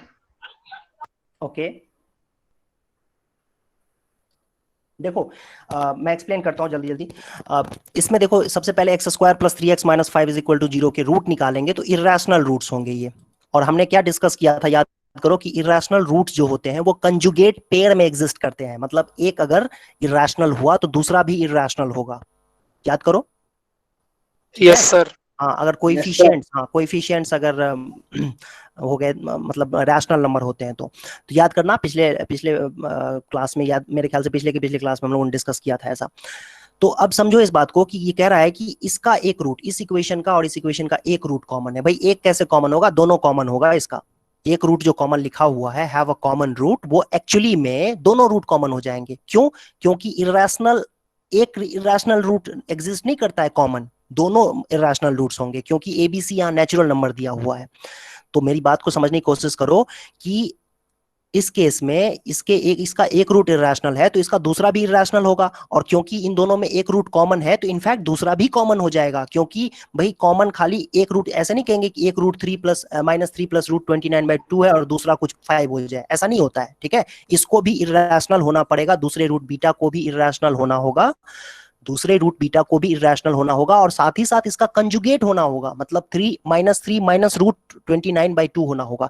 तो कहने की बात यह है कि ये जो दोनों इक्वेशंस है ना, वो दोनों इक्वेशंस के दोनों रूट कॉमन हो जाएंगे, और दोनों रूट कॉमन होने ये के तो -1 होगा आंसर। हाँ दोनों रूट कॉमन होने के लिए कंडीशन ये होता है a1/a2 b1/b2 c1/c2 बराबर होगा, मतलब 1/a 3/b और -5/c ये तीनों बराबर हो जाएंगे। ठीक है, तो अब तुम जरा सोचो इसमें कि तुम a की वैल्यू क्या लोगे, क्योंकि a नेचुरल नंबर है तो a को तुम वैसे देखा जाए तो 2 भी ले सकते हो, ठीक है, b को 6 भी ले सकते हो, और c को यहाँ पर तुम मतलब जो भी है ले सकते हो वैल्यू। सर आपने लिखा है यहाँ पे क्या? सर आपने अभी क्या ये वाला स्टेप सर ये समझ नहीं आया सर।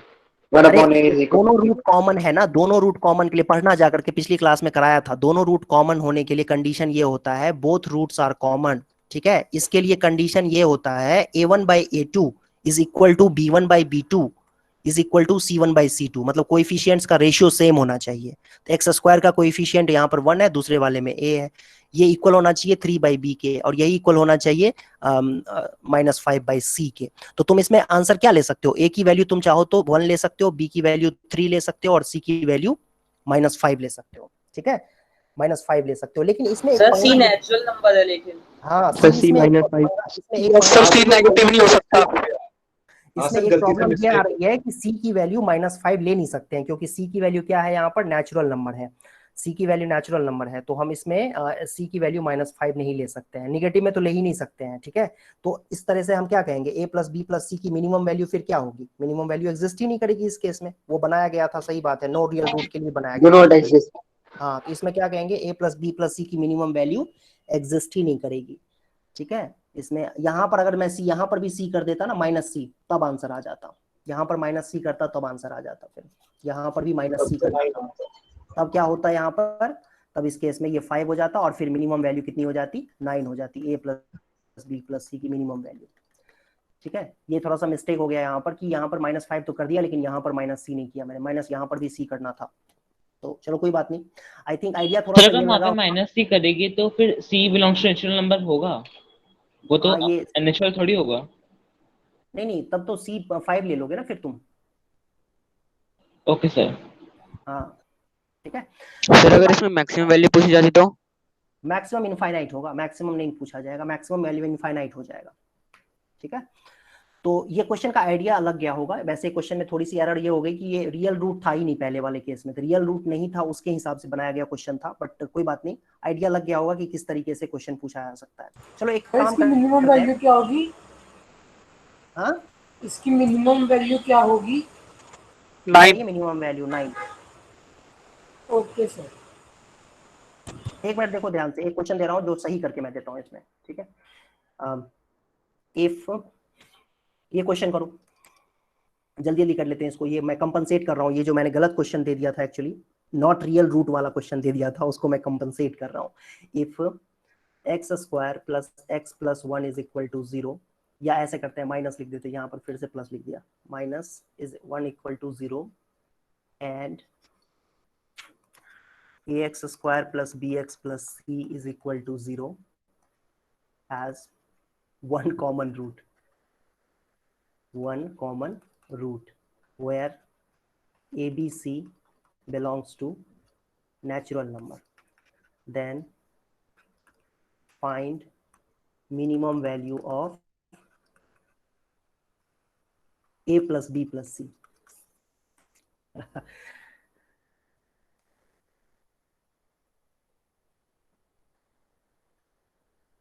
आगे आंसर,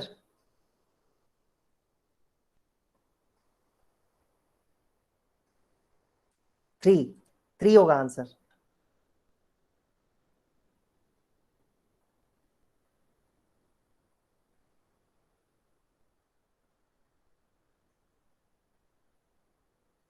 सर वहाँ माइनस ही लेना है ना?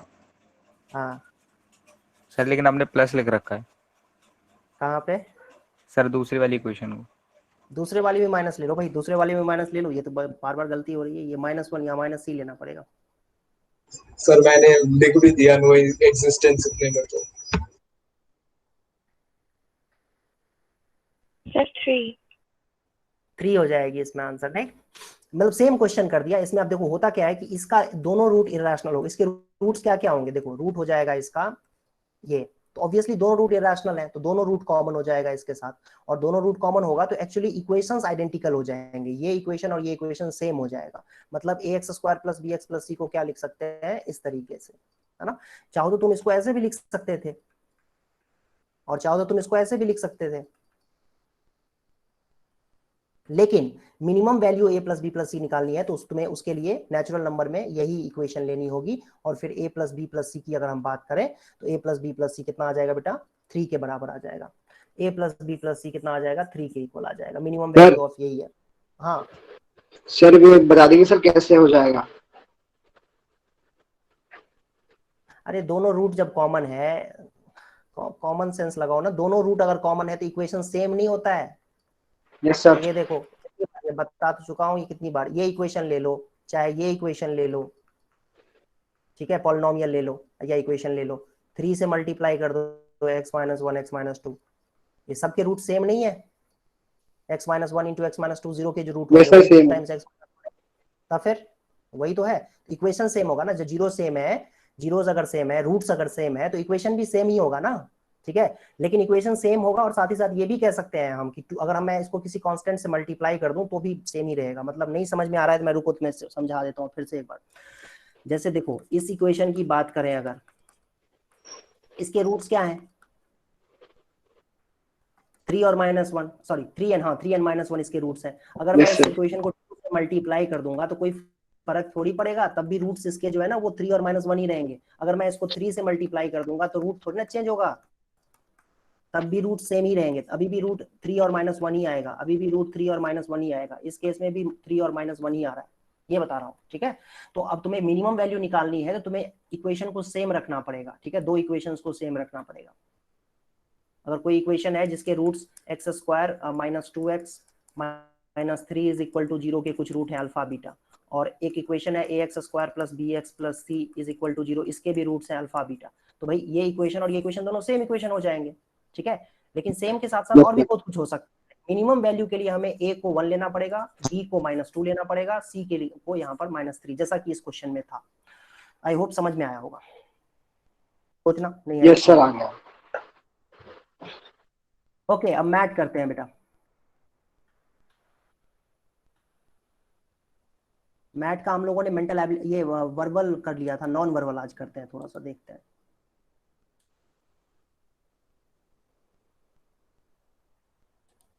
एक मिनट रुक जाओ, क्वेश्चन कॉपी कर रहा हूँ।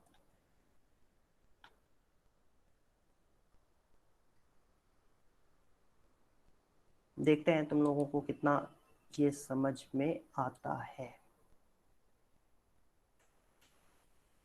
ओके, ये रहा क्वेश्चन।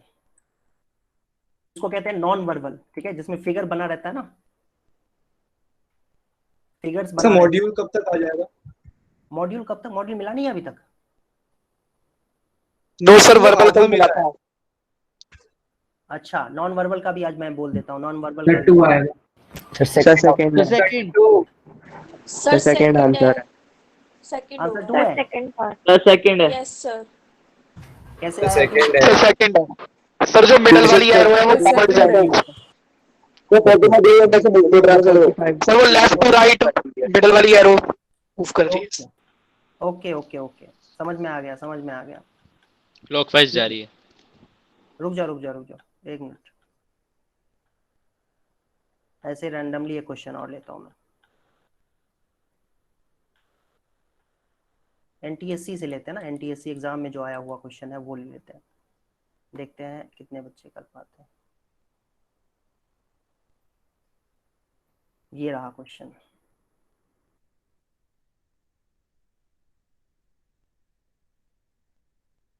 अब तक मैं इसका आंसर देखता हूँ, रुक जाओ।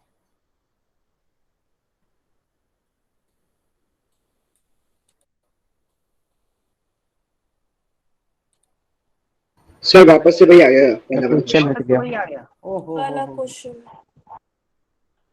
ये क्या हो गया भाई, ये तो फर्स्ट क्वेश्चन कॉपी नहीं हुआ।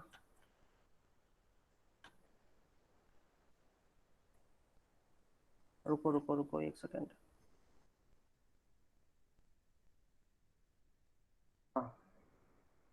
ऐसे क्वेश्चंस में बहुत प्रॉब्लम होती है। प्रैक्टिस करो, और क्या कर सकते हैं, प्रैक्टिस करना पड़ेगा।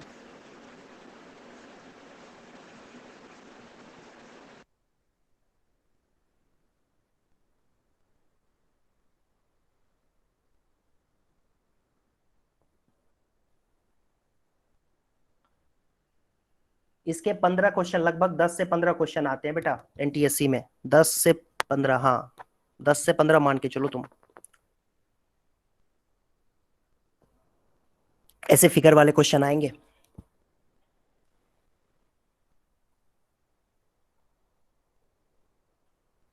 दस से 15 सही नहीं रहेगा बोलना, 5 से 15 मान के चलो, कभी कभी कम भी हो जाते हैं। सर बी आ रहा है।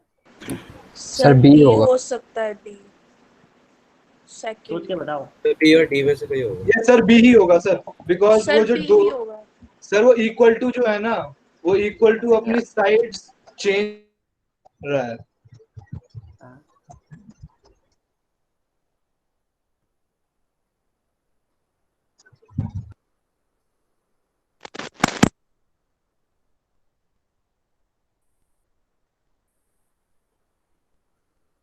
सर ये आंसर।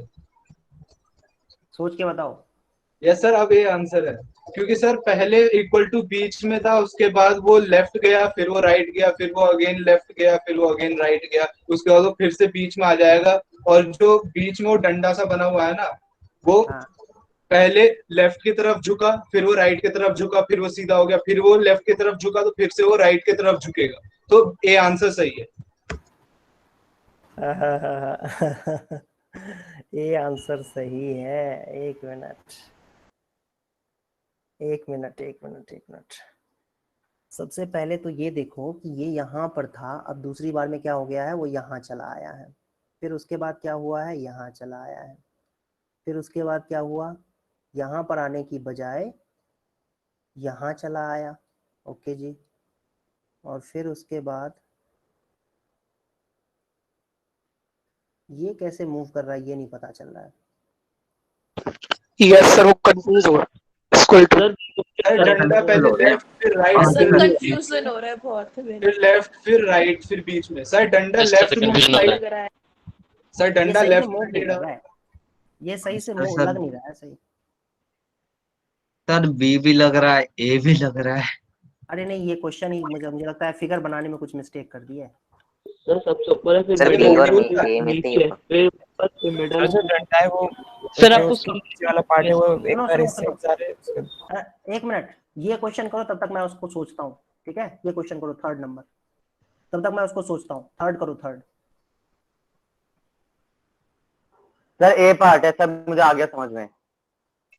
है आ भी गया सर हाँ सर, जैसे वैभव वैभव ने बताया कि पहले सीधा है फिर लेफ्ट की तरफ जा रहा है राइट की तरफ, उससे तो हमें ये पता चल रहा है कि जो डंडा है वो तो राइट की तरफ ही जाएगा ए पार्ट में की तरह, मतलब ए बी और डी में से, मतलब तो अब मैंने सर ए थर्ड पार्ट क्यों बोला क्वेश्चन का आंसर सी क्योंकि है। सर देखिए सर, जो इज इक्वल टू वाला जो साइन है वो पहले एक कदम छोड़ के आगे जा रहा है, मतलब 2 कदम चल रहा है एक एक मिनट तरह एक से। मिनट एक मिनट एक मिनट, पहले क्वेश्चन का आंसर बता रहे हो?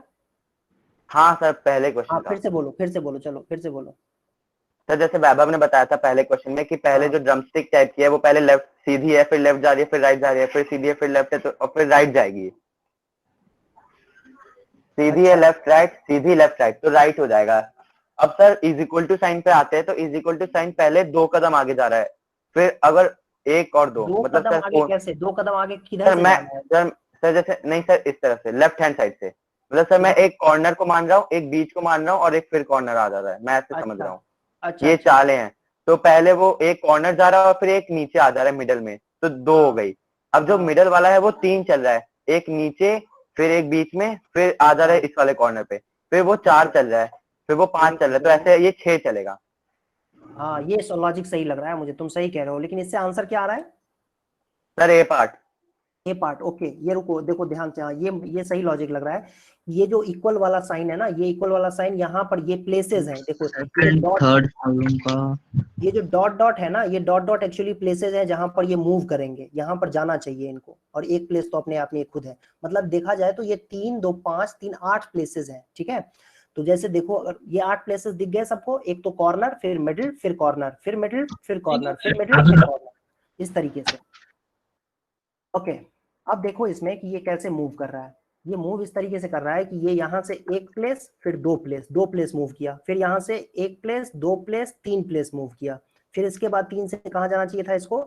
3 से जाना चाहिए था 1 2 3 4 प्लेस मूव किया, तो 5 प्लेस मूव करेगा ये, तो 1 2 3 4 5, हाँ सही बात है, ये 5 पे आ गया है। तो अब अगले वाले में 6 पे जाना चाहिए इसको मतलब 1 2 3 4 5 6, यहाँ पर आना चाहिए इसको। यहाँ पर किस में दिख रहा है? इसमें दिख रहा है। अच्छा एक मिनट, इसमें भी दिख रहा है और इसमें भी दिख रहा है, 2 में दिख रहा है ऐसा, तो ये ए और सी में से आंसर होगा, पहली बात। अब बात करते हैं इसकी, ये जो स्टिक है, ये जो स्टिक इस तरीके का बना हुआ है ना, ये कैंडी की तरह बना हुआ है, उसको देखते हैं। तो देखो अब ये कैसे जा रहा है, ये एक तो ऊपर गया, फिर टिल्ट हो गया, फिर उसके बाद थर्ड का डी आ रहा है। रुको थर्ड पे आते हैं, एक मिनट, पहले मैं फर्स्ट को एक्सप्लेन कर देता हूँ। फर्स्ट देखो, क्वेश्चन में समझाना थोड़ा टफ है, इसको ना खुद से सोचना पड़ेगा। तो इसमें देखें अगर हम, तो ये आ जाएगा, ये फर्स्ट पहले ये ऊपर चला गया, मिडिल में चला गया, फिर टिल्ट हो गया, फिर इस तरीके से ये जो है इस तरीके से आएगा, फिर टिल्ट हो गया इस तरीके से। ओके, अब ये कैंडी वाला समझ नहीं आ रहा है, कैंडी वाले के हिसाब से क्या होना चाहिए? कैंडी में central left right, central left right. Sir central, फिर लेफ्ट में झुका, फिर राइट में झुका, फिर सीधा, फिर लेफ्ट में झुका, तो फिर राइट में झुके। Left right, centre left right, okay okay okay, very good very good. हाँ पहले जो है, पहले स्ट्रेट है इस तरीके से, फिर लेफ्ट में बेंड हो गया इस तरीके का, फिर उसके बाद राइट में बेंड हो गया, ठीक है, फिर उसके बाद फिर से सेंटर में आ गया, फिर लेफ्ट में है तो हम कह सकते हैं फिर राइट में जाना चाहिए इसको, तो ओके राइट में जाएगा, इसका मतलब ये आंसर होगा, ए आंसर होगा। हाँ तो ये क्वेश्चन था, अच्छा क्वेश्चन था, तो टाइम लग गया जबरदस्त। सेकंड पार्ट में क्या होगा? सेकंड पार्ट आई थिंक आसान है। सर सेकंड का डी है। सर डी है आंसर। सर डी है सेकंड का बी है, बी है सेकंड का। उसका एक ही ब्लैक जा रहा है, 2 ऐसे। अरे देखो तो सही, ये एक देखो जैसे क्या हो रहा है कि ये जो एक पार्ट मेरा है भी बी आ रहा है। ठीक है। इसके बाद देखो एक और पार्ट नीचे आ गया, एक खिसक गया, ठीक है, एक और खिसक गया, तो ये ऊपर जाएगा ना, ये इसके ऊपर जाएगा समझ रहे हो? जो ये सर कलर वाला मैंने भी पार्ट है ना, कलर वाला पार्ट देखो, कलर वाले पार्ट को ध्यान से देखो, ये एंटी क्लॉकवाइज डायरेक्शन में एक एक स्टेप ऊपर जा रहा है। कलर वाला ब्लैक कलर से जो कलर कर रखा है ना, उसको देखो ध्यान से, वो एक एक पोजीशन शिफ्ट हो रहा है एंटी क्लॉकवाइज में, देखो ध्यान से। Yes sir. Yes sir. Yes sir, ठीक है। दिख गया आराम से। सर जो हाँ। फोर्थ है उसके बाद जो फोर्थ से फिफ्थ में डाल जा रहा है तो फिर 2 बार नहीं कर रहा? अरे नहीं, एक सर एक डी होना चाहिए। हाँ डी। सर दो दो एक साथ घूम रहे हैं। सर जो फोर्थ से फिफ्थ में जा रहा है मैं उसकी बात कर रहा हूँ, उसमें 2 तो घूम रहा है शायद। 2 घूम रहा है, हाँ तो ठीक हाँ। है। अब यस सर, 2 दो घूम रहा है तो इसमें भी तो 2 घूम चुका है ना, देखो ध्यान से ना, इसमें भी तो वही हो रखा है ना, इसमें भी तो वही हो रखा है। सिमेट्री के हिसाब से मैं देख रहा हूँ कि यही मुझे दिख रहा है फिगर, सिमेट्री के हिसाब से। जैसे देखो इसमें क्या हुआ कि मुझे भी वही लगा। हाँ देखो ध्यान से, इस तरीके का हो गया है, ये 2 बार घूम गया, ठीक है।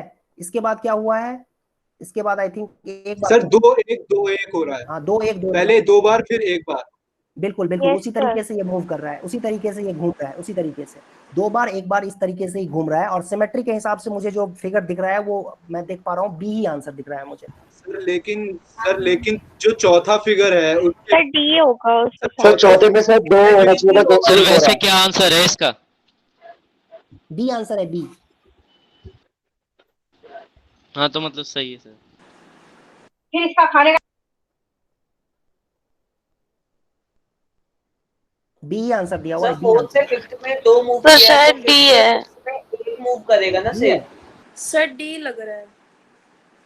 सर डी है शायद। मेरे से दो टर्न्स ले रहा सर है। डी है इसका एक आंसर, मिनट डी है। राइट है। सर सर डी है। सर फोर्थ फिगर के बाद अगर 2 बार प्लेस आगे बढ़ा है तो उसके बाद तो 1 प्लेस ही आगे ये बढ़ेगा ना +2 सर। हुआ है, ये Yes, sir. +2 पे हुआ है। यस सर सर, लॉजिक गलत हो गया सर। बनते हैं सर 2-1 का चलेगा इसमें। ओ, आगे क्या हो जाएगा यहाँ पर, +1 होगा। +1 yes sir. Yes sir. I am sorry, I am sorry, sir D option ही है। सर डी होगा। ये option sir is D correct होगा। सर। यस। ये होना चाहिए, यही होना चाहिए था, ठीक है, सही बात है। एक ऊपर जाएगा, एक फ्लावर ना ऊपर जाएगा, बिल्कुल सही, बिल्कुल सही। आई एम सॉरी। नेक्स्ट देखते हैं, एक और देखते हैं क्वेश्चन।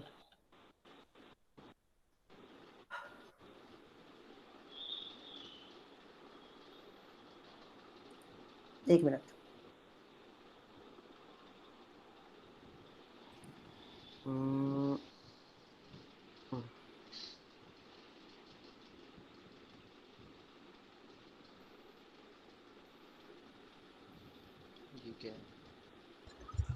सर बी होगा। सर डी होगा। बी होगा सर, बी होगा। B sir d. डी होगा सर। 3 है, 4 है, फिर उसके बाद और D 5 है, होगा। फिर 6 है। अच्छा जी, ये क्या हो सर गया? डी होना चाहिए। 4 2 6 3 5 6। ये इसमें इस तरीके से है ना कि सब, एक तो सम ऊपर नीचे मिला करके जो ये जो गोले बने हुए हैं ना, सबका सम तो 6 है। सर ए होगा। एक Yes, ऐसे sir. सर क्योंकि मैंने तो ऐसे देखा कि पहले 3 थे, फिर नीचे एक, ऊपर से एक नीचे आ रहा है, ऊपर से एक नीचे आ रहा है, अब लास्ट में जब ऊपर कुछ नहीं तो सारे ऊपर चले गए। सर मैंने ऐसे सोचा। सारे ऊपर नहीं चले गए, ऐसा नहीं हो सकता है कि नीचे से एक ऊपर चला जाए। पहले 3 थे ऊपर, तो Yes, sir, एक एक-एक करके दो, जाते एक एक कम हो रहा है, ठीक है। अब यहाँ पर सारे के सारे एक साथ जमा हो गए हैं। अब आगे क्या होगा कि भाई अब 5 नीचे रह जाए, 5 नीचे रह जाएगा सर डी होगा। और एक ऊपर चला जाए, ऐसा नहीं हो सकता है। सर ये भी हो सकता है। मैंने सर क्या आंसर, पता दोबारा डील हो जाए। नहीं सुनो सुनो सुनो, Yes, sir. मैंने आंसर इसका देख लिया है, ठीक है, इसका आंसर मैंने देख लिया है और मैं बायस्ड हो चुका हूं। अब मुझे यही आंसर दिख रहा है और कोई लॉजिक दिख ही नहीं रहा है मुझे। डी आंसर है इसका। अब सर फिर उसके बाद 2 जाएंगे, फिर 3 जाएंगे, है ना सर? यस सर, एक एक करके आ रहे तो एक एक करके ऊपर भी जाएंगे। हाँ सर, फिर ऐसे ही चलता रहेगा सर ये। और कोई साइंस नहीं लगेगा इसमें, इसमें ऐसे ही करना पड़ेगा कि अब पहले तो ऊपर से नीचे आ गए थे, अब नीचे से ऊपर जाएंगे एक एक करके, ठीक है। यही लॉजिक है और कोई लॉजिक मुझे दिख नहीं रहा है इसके अंदर। एक लास्ट क्वेश्चन देख लेते हैं जल्दी जल्दी।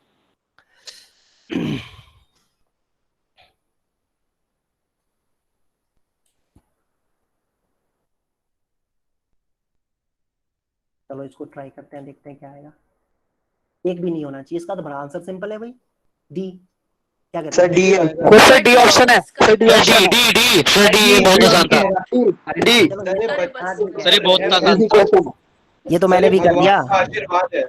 ये तो मैंने भी कर दिया। चलो जाने दो इसको, ये आंसर है, बहुत सिंपल है। हाँ, ये एनटीएससी में जितने भी क्वेश्चंस हम लोगों ने अभी किए, ये एनटीएससी में आए हुए क्वेश्चंस हैं, ठीक है। तो देख सकते हो आप कि कितने आसान क्वेश्चंस होते हैं। और सबसे इंपॉर्टेंट बात ये कि इसमें मुझे सिखाना नहीं होता है कुछ, मैं इसमें क्या सिखाऊंगा तुम लोगों को कि कैसे करना है, ये तुम्हें खुद से प्रैक्टिस करनी पड़ेगी। ये सर कर पा रहे हैं, इजी है। पर सर कुछ क्वेश्चन होते हैं जिसमें आपको मतलब बताना पड़ जाता है, क्योंकि नहीं, समझ मुझे में नहीं आता। बताना पड़ेगा, अब मुझे भी उतना ही टाइम लगेगा, मुझे तुम लोगों से ज्यादा टाइम लगेगा इसको करने में, क्योंकि मेरी कोई इसमें प्रैक्टिस ही नहीं है। तो इसमें तुम्हें खुद से ही प्रैक्टिस करनी पड़ेगी। मैं 2-4 क्वेश्चंस 5 क्वेश्चंस करा दूंगा क्लास में, उसके बाद तुम्हें घर पे खुद से प्रैक्टिस करनी पड़ेगी इसमें, क्योंकि इसमें थ्योरेटिकल नहीं है कुछ। तो ओके बच्चों, क्लास खत्म आज की, और जिसको कोई डाउट पूछना है पूछ सकते हो, क्लास ओवर हो चुकी है। कोई डाउट पूछना हो तो बैठिए। सर डीपीपी का क्वेश्चन 12। एक मिनट, डीपीपी का क्वेश्चन 12 क्या है बोलो, चैट बॉक्स में लिख सकते हो। हर्षुल मित्तल ने क्वेश्चन लिखा है। क्या लिखा है? पता नहीं सर, बस लिखा तो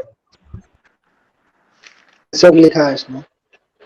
अरे कहाँ चला गया ये चैट, तो वो तो कितना नीचे है ये तो। Okay, suppose x and y are positive real numbers, ये क्या क्वेश्चन है?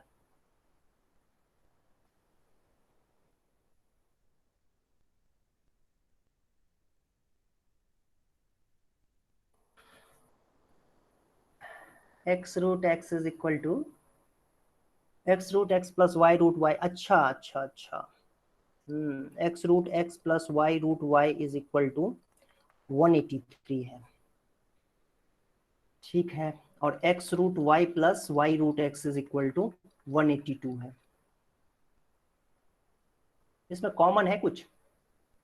सर मुझे पता है कैसे होगा सर, इसमें हम रूट एक्स का क्यूब ले लेंगे, इसमें रूट वाई का क्यूब ले लेंगे, अंडर रूट वाई का क्यूब। सर फिर ये देगा x square into root y, फिर रूट वाई का square into root x, sir वैसे होगा। फिर सर एक्स प्लस वाई का, फर्स्ट इक्वेशन का क्यूब करेंगे? नहीं सर, जैसे ये अंडर रूट एक्स का क्यूब है ना, वो अंडर रूट एक्स क्यूब हो जाएगा, वो एक्स को अंदर रूट एक्स क्यूब हो जाएगा, मल्टीप्लाई कर देंगे, उस एक्स को अंदर ले जाके एक्स स्क्वायर बना देंगे। एक सेकंड रुक रूट जाओ। एक्स देखो क्यूब। इसमें तुम ऐसे कर सकते हो ना, देखो ध्यान से देखो, तो इन दोनों में कॉमन है। कॉमन क्या है? रूट एक्स और रूट वाई कॉमन है, तो क्या बचेगा? Root x plus root y बच जाएगा, नहीं इक्वल टू 182, ये आ जाएगा, ठीक है। और इसका ना तुम क्यूब कर दो, मेरे ख्याल से इसका क्यूब करोगे ना, देखो ध्यान से देखना, इसका क्यूब करेंगे तो क्या हो जाएगा, इसका क्यूब करोगे तो क्या होगा पता है? ये हो जाएगा x cube into x root x plus y cube into y root y plus 3x root x y root y into में ये वैल्यू मतलब 183 इक्वल टू 183 का क्यूब हो जाएगा। और फिर ये आ जाएगा x की पावर 4, नहीं ये ज्यादा हो जाएगा मेरे ख्याल से, एक मिनट सर उसे रूट एक्स का क्यूब लिख सकते हैं, रूट एक्स का क्यूब लिख सकते हैं ना। किसका? रूट एक्स का क्यूब, फिर a cube plus b cube का फॉर्मूला लगा सकते हैं a cube plus b cube का फॉर्मूला लगा सकते हैं। रूट एक्स क्यूब है और ये क्या है? रूट वाई क्यूब है ये, ठीक है। y की पावर 3, आई एम सॉरी, ये बाहर नहीं जाएगा, ये अंदर ही रहेगा, ये लिख सकते हैं इसको हम। और इक्वल टू कितना है ये? 183 है। सर बाहर भी तो लिख सकते हैं। हाँ बाहर लिखेंगे ना, बाहर भी तो लिख सकते हैं sir. Sir root x into root x into root x, x root x आएगा। हाँ सर ये बाहर लिख सकते हैं। ठीक है, आई एम सॉरी। तो ये हो जाएगा तुम्हारा रूट एक्स की पावर 3 है ये, और ये क्या है? रूट वाई की पावर 3 है, इक्वल टू 183 है। तो इसको तुम कैसे लिख सकते हो? इसको तुम लिख सकते हो a plus b, a cube plus b cube को कैसे लिख सकते हैं? a plus sir a plus b into a square plus b square minus a b. Sir इससे अच्छा अगर हम ये वाली जो सेकंड इक्वेशन आपने बनाई है सर, इसको हम 3 से मल्टीप्लाई करके फिर लिख सकते हैं। ये 3 से मल्टीप्लाई करके सर, क्योंकि फिर वो फॉर्मूला बन जाएगा ना रूट एक्स का, वो क्यूब वाला, a cube plus b cube plus 3ab a plus b। वो क्या करना है? वो किसका करना है? इक्वेशन 2 का? यस सर 3 से मल्टीप्लाई करेंगे ना सर, तो फिर a cube plus b cube ये जो रूट एक्स प्लस वाई का क्यूब प्लस रूट वाई का क्यूब, फिर सर ये 3 से हो जाएगा तो फिर सर हम सीधा root x plus root y का क्यूब लिख पाएंगे, फिर हमारे को root x plus root y पता चल जाएगा उसमें। इसमें अगर हम देखो, इसमें अगर हम क्यूब कर दें, इसका अगर हम क्यूब करते हैं, इसका अगर क्यूब करते हैं तो ये क्या हो जाएगा? एक मिनट रुक जाओ, सोचने दो मुझे ये कैसे होगा। सेकेंड इक्वेशन का अगर हम क्यूब कर दें, सेकेंड इक्वेशन का अगर क्यूब करेंगे तो क्या रिजल्ट आएगा? सेकेंड इक्वेशन का अगर क्यूब करेंगे तो ये आ जाएगा रूट एक्स क्यूब और रूट वाई क्यूब इंटू में x root x plus y root y, ठीक है, plus 3 under root x y और under root x plus under root y, ये आ जाएगा a cube plus b cube करने पे 182 आ जाएगा ये, ठीक है। अब ये under root x cube y cube जो है, ध्यान से देखें अगर हम, तो ये जो वैल्यू है ना, ये under root x plus under root y, ये कितने के इक्वल ले सकते हैं?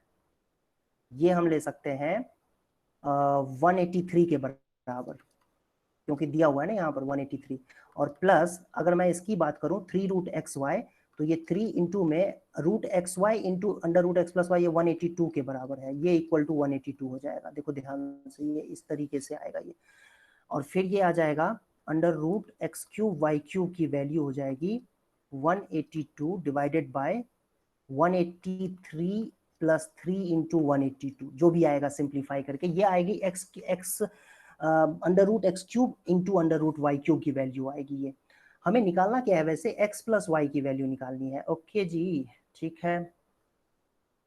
तो ये देखा जाए तो ये क्या है? X power 3/2 plus y power 3/2 equal to 183 के इक्वल दिया हुआ है। ओहो, ठीक है। अच्छा नहीं, ठीक है, यहाँ तो आ गया ना। ये अंडर रूट एक्स वाई की वैल्यू कितनी हो जाएगी? हाँ, आइडिया लग गया कैसे करना है। देखो ये जो सेकंड इक्वेशन है बच्चों, सेकंड इक्वेशन को ध्यान से देखो, under root x y common आ जाएगा तो under root x plus y बचेगा 182 का। इसका क्यूब अगर करते हैं तो इसका क्यूब करेंगे तो क्या हो जाएगा? अंडर रूट एक्स की पावर 3, ठीक है, और अंडर रूट वाई की पावर 3, और फिर ये आ जाएगा इस तरीके से, तो 182 के बराबर। अब इसकी जगह पे 183 रख देंगे। Under root x cube y cube की वैल्यू निकाल ली हमने। एक मिनट, यहां पर ना एक्स क्यूब वाई क्यूब की जो वैल्यू होगी वो इक्वल आ जाएगी तुम्हारे पास 182। एक मिनट, कोई सिंप्लीफाई करेगा इसको? 182 अपॉन में जो ये लिखा हुआ है इसको सिंप्लीफाई 182 का भी तो क्यूब ही होगा। ओह वेट, वेरी गुड, यहाँ पर क्यूब करना भूल गया मैं। हाँ, इसको सिंप्लीफाई कोई कर सकता है? 182 कॉमन ले सकते हैं इसमें से? नहीं ले सकते हैं। ये आ जाएगा तुम्हारा एक्स क्यूब वाई क्यूब की जो वैल्यू होगी, under root x cube y cube की जो वैल्यू होगी, इसको हम लिख सकते हैं 182 की पावर 3 अपॉन में 183 प्लस 3 टाइम्स 182। सिंप्लीफाई करो बेटा। 183 प्लस, सर इससे भी एक सिंपल तरीका है। क्या? बोलो सर। जो आपने फर्स्ट इक्वेशन लिखी है उसमें root x plus root y की प्लस क्यूब लिखा है आपने, ठीक है सर। जो सेकंड इक्वेशन है उसमें अगर हम 3 से मल्टीप्लाई कर देंगे सर, फिर हम सर 1 और 2 को ऐड करेंगे सर, तो हमारे पास root x plus root y का क्यूब आ जाएगा। ओके, मतलब ये सर उससे बहुत इजीली हो रहा है। और सर अगर हम 3 से मल्टीप्लाई करेंगे तो यहाँ पे मैंने अभी कैलकुलेशन करी है सर, 546 आ रहा है ये, अगर हम सेकंड इक्वेशन को करेंगे सर। फिर 546 प्लस 183 729 बन रहा है सर, सीधा 9 का क्यूब। अच्छा, इसको थर्ड इक्वेशन नाम देते हैं, इसको 4 इक्वेशन नाम देते हैं। थर्ड इक्वेशन और फोर्थ इक्वेशन नाम दे दिया, और ये थर्ड और फोर्थ को ऐड करेंगे तो ये बन जाएगा root x plus root y का होल क्यूब, ठीक है। और ये इक्वल हो जाएगा 6 3 9 7 4 12 1 5 1 6 1 7। अच्छा, root x plus root y की वैल्यू आ गई, कितनी आ गई? 9। Root x plus root y 9 आ गई। मतलब क्या किया है, सेकंड इक्वेशन को ना 3 से मल्टीप्लाई करके और फर्स्ट इक्वेशन के साथ ऐड कर देंगे तो root x plus root y की वैल्यू आ जाएगी, ठीक है। और root x plus root y की जो वैल्यू आ जाएगी बच्चों, तो इतना सही बात है, ये करने की जरूरत नहीं थी। ये मेरे ख्याल से ये आसानी से हो जाएगा। यहाँ पर वैल्यू आप पुट कर देंगे इसमें। अब यहाँ पर root x plus root y की जगह पे 9 पुट कर देंगे तो रूट एक्स वाई की वैल्यू आ जाएगी तुम्हारे पास कितना? 182/9, ठीक है। रूट एक्स वाई की वैल्यू ये आ जाएगी। अब एक काम करते हैं, इसका दोबारा स्क्वायर कर देते हैं, तो ये हो जाएगा x plus y plus 2 root x y is equal to 81। और फिर देखें अगर हम, तो x प्लस वाई की जो वैल्यू होगी वो 81 minus 2 under root x y, मतलब 182/9 आ जाएगी। अब इसको सिंप्लीफाई करेंगे तो 9 एलसीएम होगा, 729 आएगा, फिर ये आ जाएगा 2 4 364, और इसको सिंप्लीफाई करेंगे तो ये कितना हो जाएगा 5 6 365/9, सही किया है? हाँ ठीक है, x प्लस वाई की वैल्यू आ गई 365/9, वेरी गुड, ये तुमने सही किया। हाँ, इसमें 3 से मल्टीप्लाई करके सेकेंड इक्वेशन को 3 से मल्टीप्लाई करके और फर्स्ट इक्वेशन में ऐड कर देंगे तो ये root x plus root y का क्यूब बन जाएगा और वो 729 हो जाएगा। तो root x plus root y की वैल्यू 9 आ जाएगी। और फिर क्या करेंगे इसके बाद कि इसी का स्क्वायर करके यहाँ से जो रूट एक्स वाई की वैल्यू निकाली हुई है वो यहाँ पर रख देंगे, तो उससे एक्स प्लस वाई की वैल्यू आ जाएगी जो 365/9 आ रही है। तो इसको अब हमें इसमें पुट करना है 18/5 में, 18/5 इंटू 365/9, तो ये बच्चों जाएगा 2 पे और ये आ जाएगा 73 पे। कितना आएगा भाई? 146 146 आ जाएगा। तो इस तरीके से करना था। मैं फिर से रिपीट कर रहा हूं, अगर नहीं समझ में आया तो फर्स्ट इक्वेशन सेकंड इक्वेशन को 3 से मल्टीप्लाई करके फर्स्ट इक्वेशन को ऐड कर देंगे, ठीक है? तो एक आइडेंटिटी बन जाएगी। आइडेंटिटी क्या बन जाएगी? Root x plus root y का क्यूब। और जब ऐसा करेंगे तो आरएचएस में जो है 729 आ जाएगा। दोनों तरफ क्यूब रूट ले लेंगे तो root x plus root y 9 आ जाएगा। फिर root x plus root y को 9 यहाँ पर पुट कर देना है पहले इक्वेशन से ही, रूट एक्स रूट वाई को कॉमन लेके, तो अंडर रूट एक्स वाई की वैल्यू आ जाएगी। फिर अंडर रूट एक्स वाई की वैल्यू को यूज करने के लिए इसका स्क्वायर करेंगे। इसका स्क्वायर करेंगे तो एक्स प्लस वाई की वैल्यू निकल के आ जाएगी और एक्स प्लस वाई की वैल्यू यहाँ रख देंगे, ये आ जाएगा। ठीक है, ओके। और कोई डाउट है? और कोई डाउट है बेटा? सर चैट में है। क्या लिखा है? 39 हर्षुल ने सॉल्व आ जाएगा। फिर डिस्क्रिमिनेंट की वैल्यू 16 आ जाएगी। क्या लिखा है?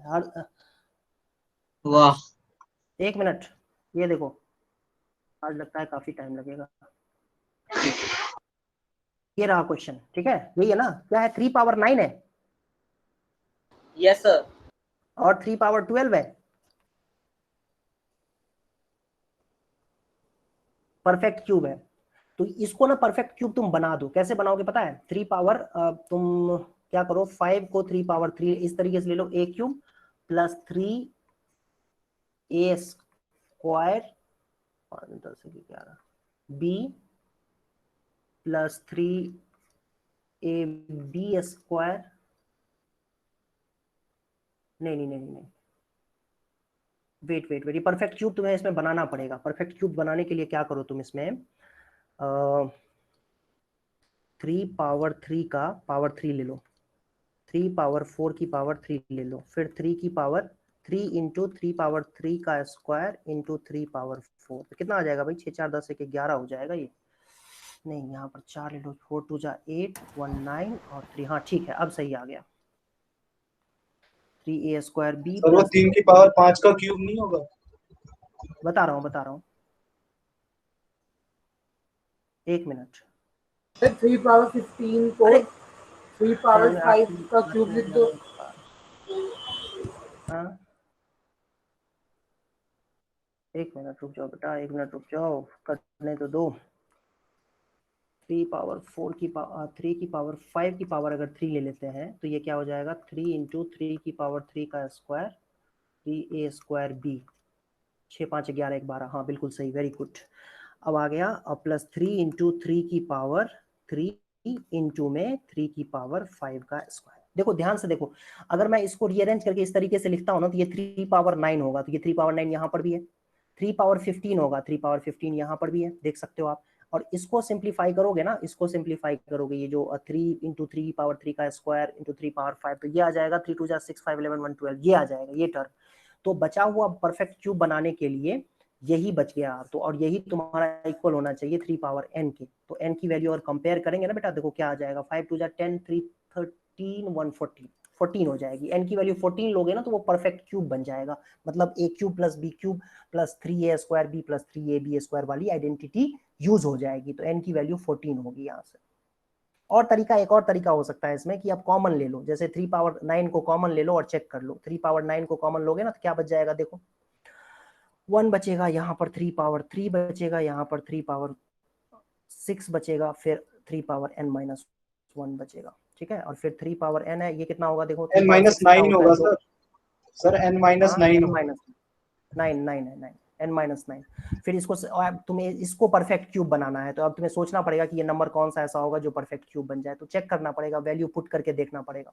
नहीं तो मेरे ख्याल से ये वाला तरीका सही है, आइडेंटिटी यूज करके देखो इसमें कहाँ पर परफेक्ट क्यूब बन रहा है। तो 14 पे बनेगा, n की वैल्यू 14 लेंगे तो परफेक्ट क्यूब बन रहा है, a cube plus b cube वाली आइडेंटिटी लग रही, a plus b whole. Sir सबसे छोटी वैल्यू तो सर 14 ही यहाँ पे भी आएगी। हाँ मैंने ऐसे ही किया। बिल्कुल बिल्कुल। उसके बाद 1000 हो जाएगा, 1010 का क्यूब होगा। बिल्कुल। और कोई डाउट है बच्चों?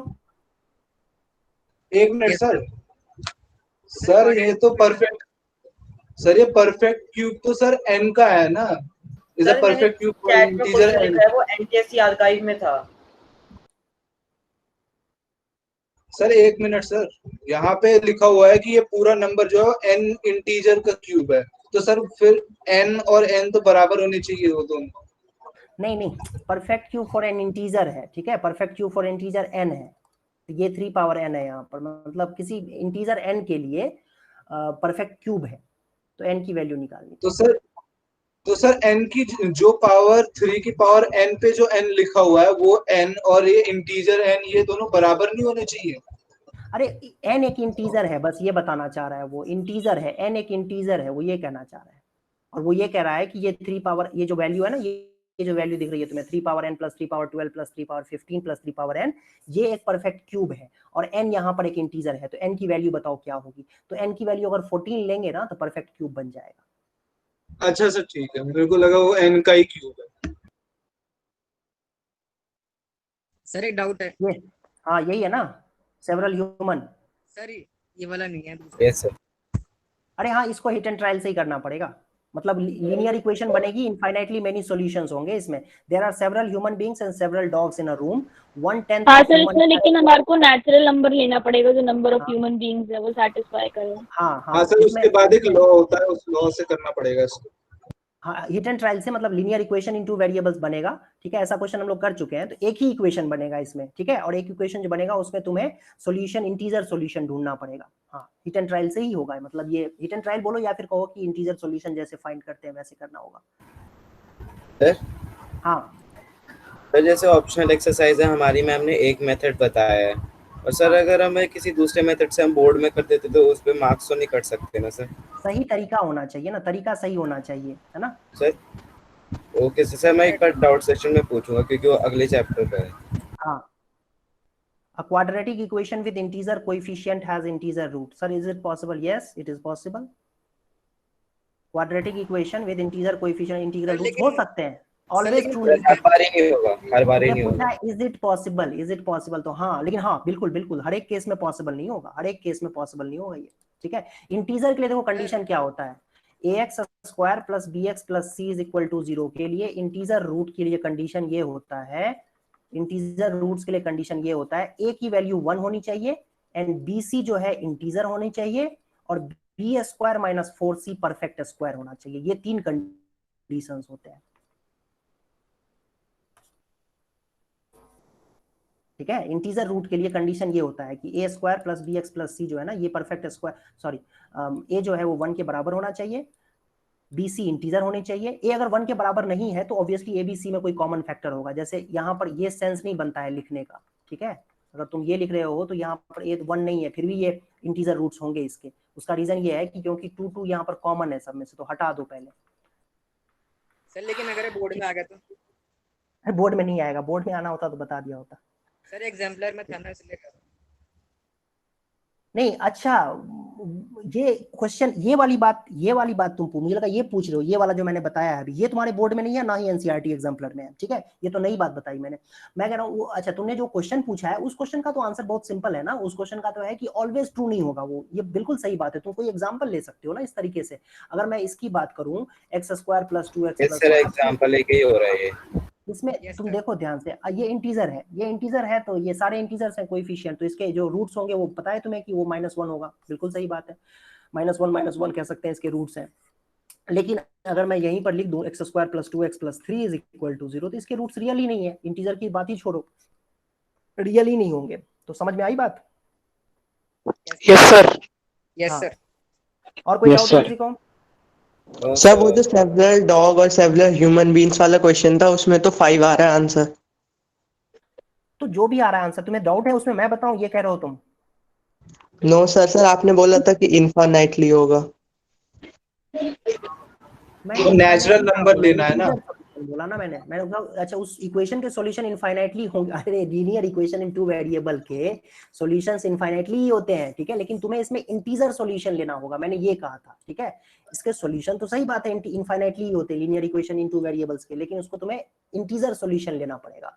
1/10 of the human has lost leg, मतलब 1/x/10 जो ह्यूमंस है ना, सबसे पहली बात तो 9x/10 के एक पैर है, ठीक है, एक पैर हो गया, और उसके बाद इसके 9x/10 के दो पैर होंगे और x/10 का एक ही पैर होगा। उसके बाद क्या लिखा हुआ है, टोटल नंबर ऑफ फीट जो है, हाँ रुको several dogs, the number of dogs is, एक डॉग के कितने पैर होते हैं भाई, 4 पैर होते हैं, इक्वल टू 77 है, ये क्वेश्चन है, ठीक है। अब देखो क्या हो जाएगा, 9 2 18 19 19x plus 40y is equal to 770, ये आ जाएगा इक्वेशन। अब तुम्हें इसके सॉल्यूशन ढूंढने पड़ेंगे। अब इसके सॉल्यूशन, ये तो लाइन को रिप्रेजेंट करता है ना, एक लाइन को, तो लाइन पे तो हजारों पॉइंट्स होते हैं, इनफाइनाइट नंबर ऑफ पॉइंट्स होते हैं, लेकिन तुम्हें इंटीजर सॉल्यूशन ढूंढना है कि इंटीजर सॉल्यूशन कैसे निकलेगा, ठीक है, मैं वो कह रहा हूँ। तो तुम इसको सॉल्यूशन कैसे निकालोगे, देखो 770 माइनस 45 लिख सकते हो इस तरीके से, फिर तुम 19x इक्वल टू, तुम इसको 19 के टेबल में देखो भाई करके, 770 को करके देखो, एक मिनट वेट कर लो बेटा, एक मिनट वेट कर लो।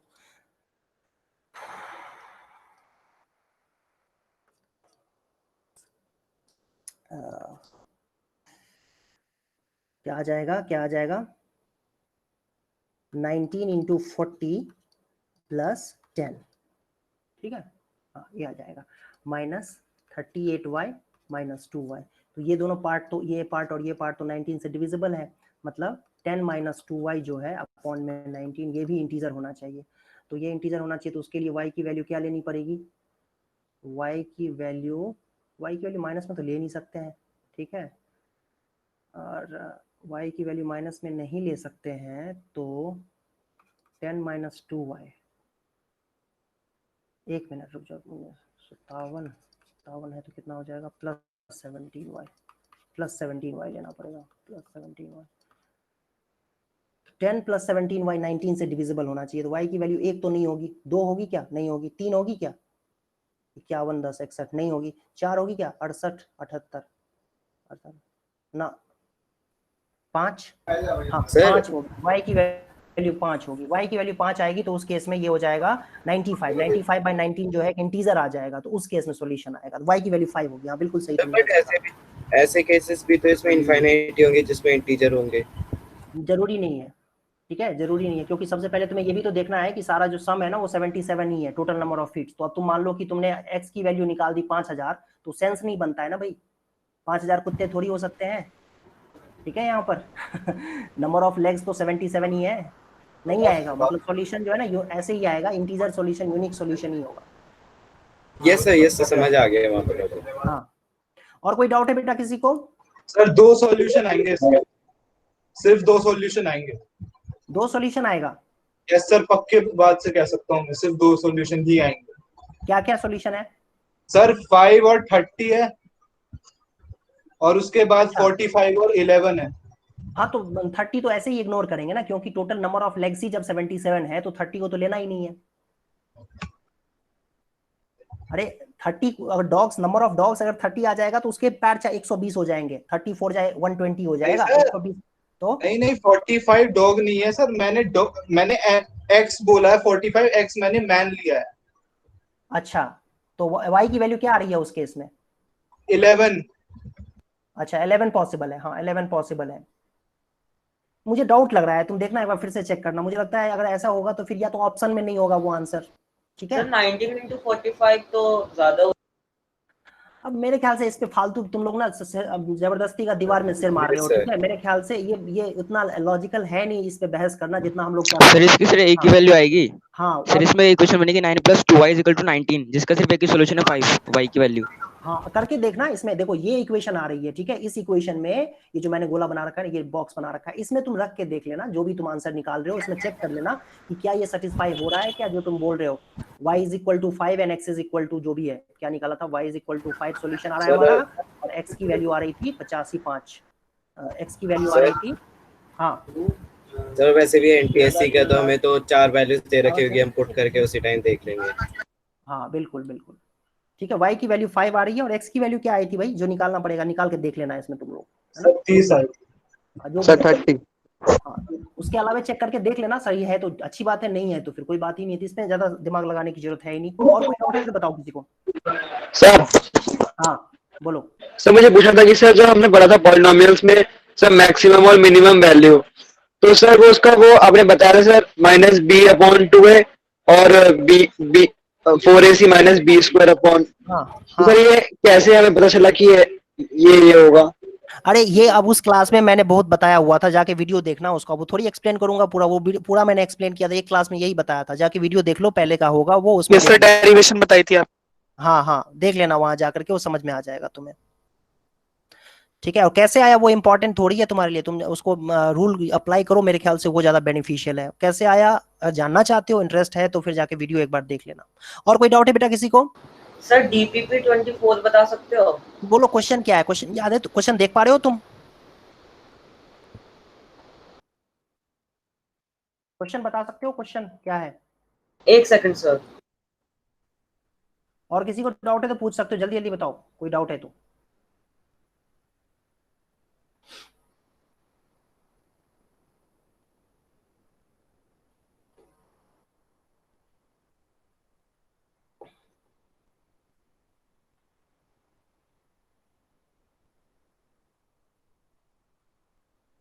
रिकॉर्डिंग बंद कर सकते हैं। एकेडमिक यमुना विहार से कोई है तो, एकेडमिक डिपार्टमेंट यमुना विहार लक्ष्मी नगर।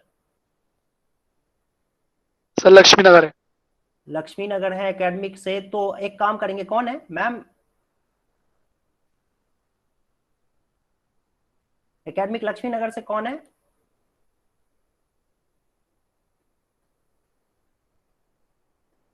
आज तो सर 2 घंटे की क्लास होगी।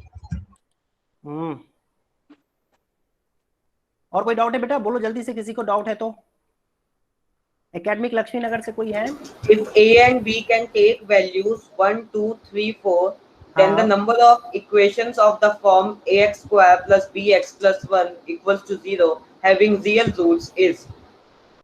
सर इसका 6 आएगा, आंसर गलत है, सही लिखा है। Yes sir. डीपीपी में आंसर गलत है शायद। 6 आएगा सर इसका आंसर से। b² - 4a होगा, है ना? c नहीं है ना, 4a यही होगा ना, d डिस्क्रिमिनेंट यही होगा। तो b की वैल्यू तुम अब a b c जो है, यहाँ c नहीं है, यहाँ 1 दिया हुआ है ना? Yes sir. Yes sir. और a b जो है वो कहाँ पे? 6 होगा।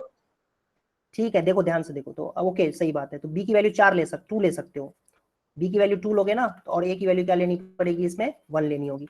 मतलब b की वैल्यू यहाँ पर 2 लेंगे तो a की वैल्यू 1 आ जाएगी। फिर b की वैल्यू अगर 3 लेते हो तो a की वैल्यू 1 2 दोनों ले सकते हो। b की वैल्यू 4 होगी तो a की वैल्यू 1 2 3 तीनों चारों ले सकते हैं। तो 4 2 6 1 7 हो गए ना। b की वैल्यू जब 4 लेंगे तो a की वैल्यू 1 2 3 4 कुछ भी ले सकते हैं। हाँ तो 4 यस सर 7 होना 7 बन जाएंगे ना इक्वेशन। मतलब a की वैल्यू 1 b की वैल्यू 2, तो a की वैल्यू 1 लेंगे बेटा, a की वैल्यू 1 लेंगे तो b की वैल्यू 2 ले सकते हैं, तो ये एक इक्वेशन बन जाएगी। फिर b की वैल्यू 3 लेनी है, ठीक है, तो a की वैल्यू 1 दोनों ले सकते हैं, समझ रहे हो? ये भी हो सकती है। और सर a 4 नहीं होगा। क्यों सर a 4 नहीं होगा? क्यों सर यहाँ पे डिस्टिंक्ट अरे रुक जाओ, यहाँ पे सर डिस्टिंक्ट रियल रूट्स है ना सर, तो यहाँ पे 4 कैसे हो सकता है? डिस्टिंक्ट लिखा हुआ है क्वेश्चन पूरा पढ़ना एक बार बेटा, फिर से क्वेश्चन पढ़ो please. If A and real B है ना, can रियल के केस में ले सकते हैं। हाँ तो रियल के केस में ले सकते हैं, इक्वल चले। हाँ हाँ हाँ रियल दिया हुआ है ना खाली, तो उस केस में ले सकते हैं, इक्वल भी ले सकते हैं, कोई दिक्कत नहीं है। ओके सर, उसमें गलत हो गया। ओ कोई और डाउट है बेटा, किसी को और डाउट है? सर क्वेश्चन था एक और। सर फिर से बोलो, जल्दी जल्दी बोलो। If the equation a² plus b² bracket में x² हाँ -2 bracket ac plus bdx plus c² plus d² equals to 0 has equal roots that हाँ, डिस्क्रिमिनांट जीरो हो जाएगा, डिस्क्रिमिनांट जीरो हो जाएगा, ठीक है। मतलब ये देखो बी स्क्वायर का मतलब a c plus b d का whole square minus 4 times a square b square into c square plus d square is equal to 0 हो जाएगा। समझ में आ रहा है? 4 कॉमन है बेटा, ध्यान से देखना, 4 कॉमन है, 4 कॉमन लेके उड़ा दो, ठीक है। तो a square c square plus b square d square plus 2 a b c d minus a square c square minus b square c square minus a square d square minus b square d square equal to 0 हो जाएगा। ये ए square c square से ये वाला cancel हो जाएगा, B square d square से ये वाला कैंसिल हो जाएगा। और ध्यान से तुम अगर देखोगे तो तुम्हें दिखेगा ऐसा कुछ, ठीक है। Yes sir. सर डीपीपी में आंसर गलत है, इसका मतलब एडी इक्वल्स टू बीसी ये आ जाएगा, BC is equal to AD आ जाएगा।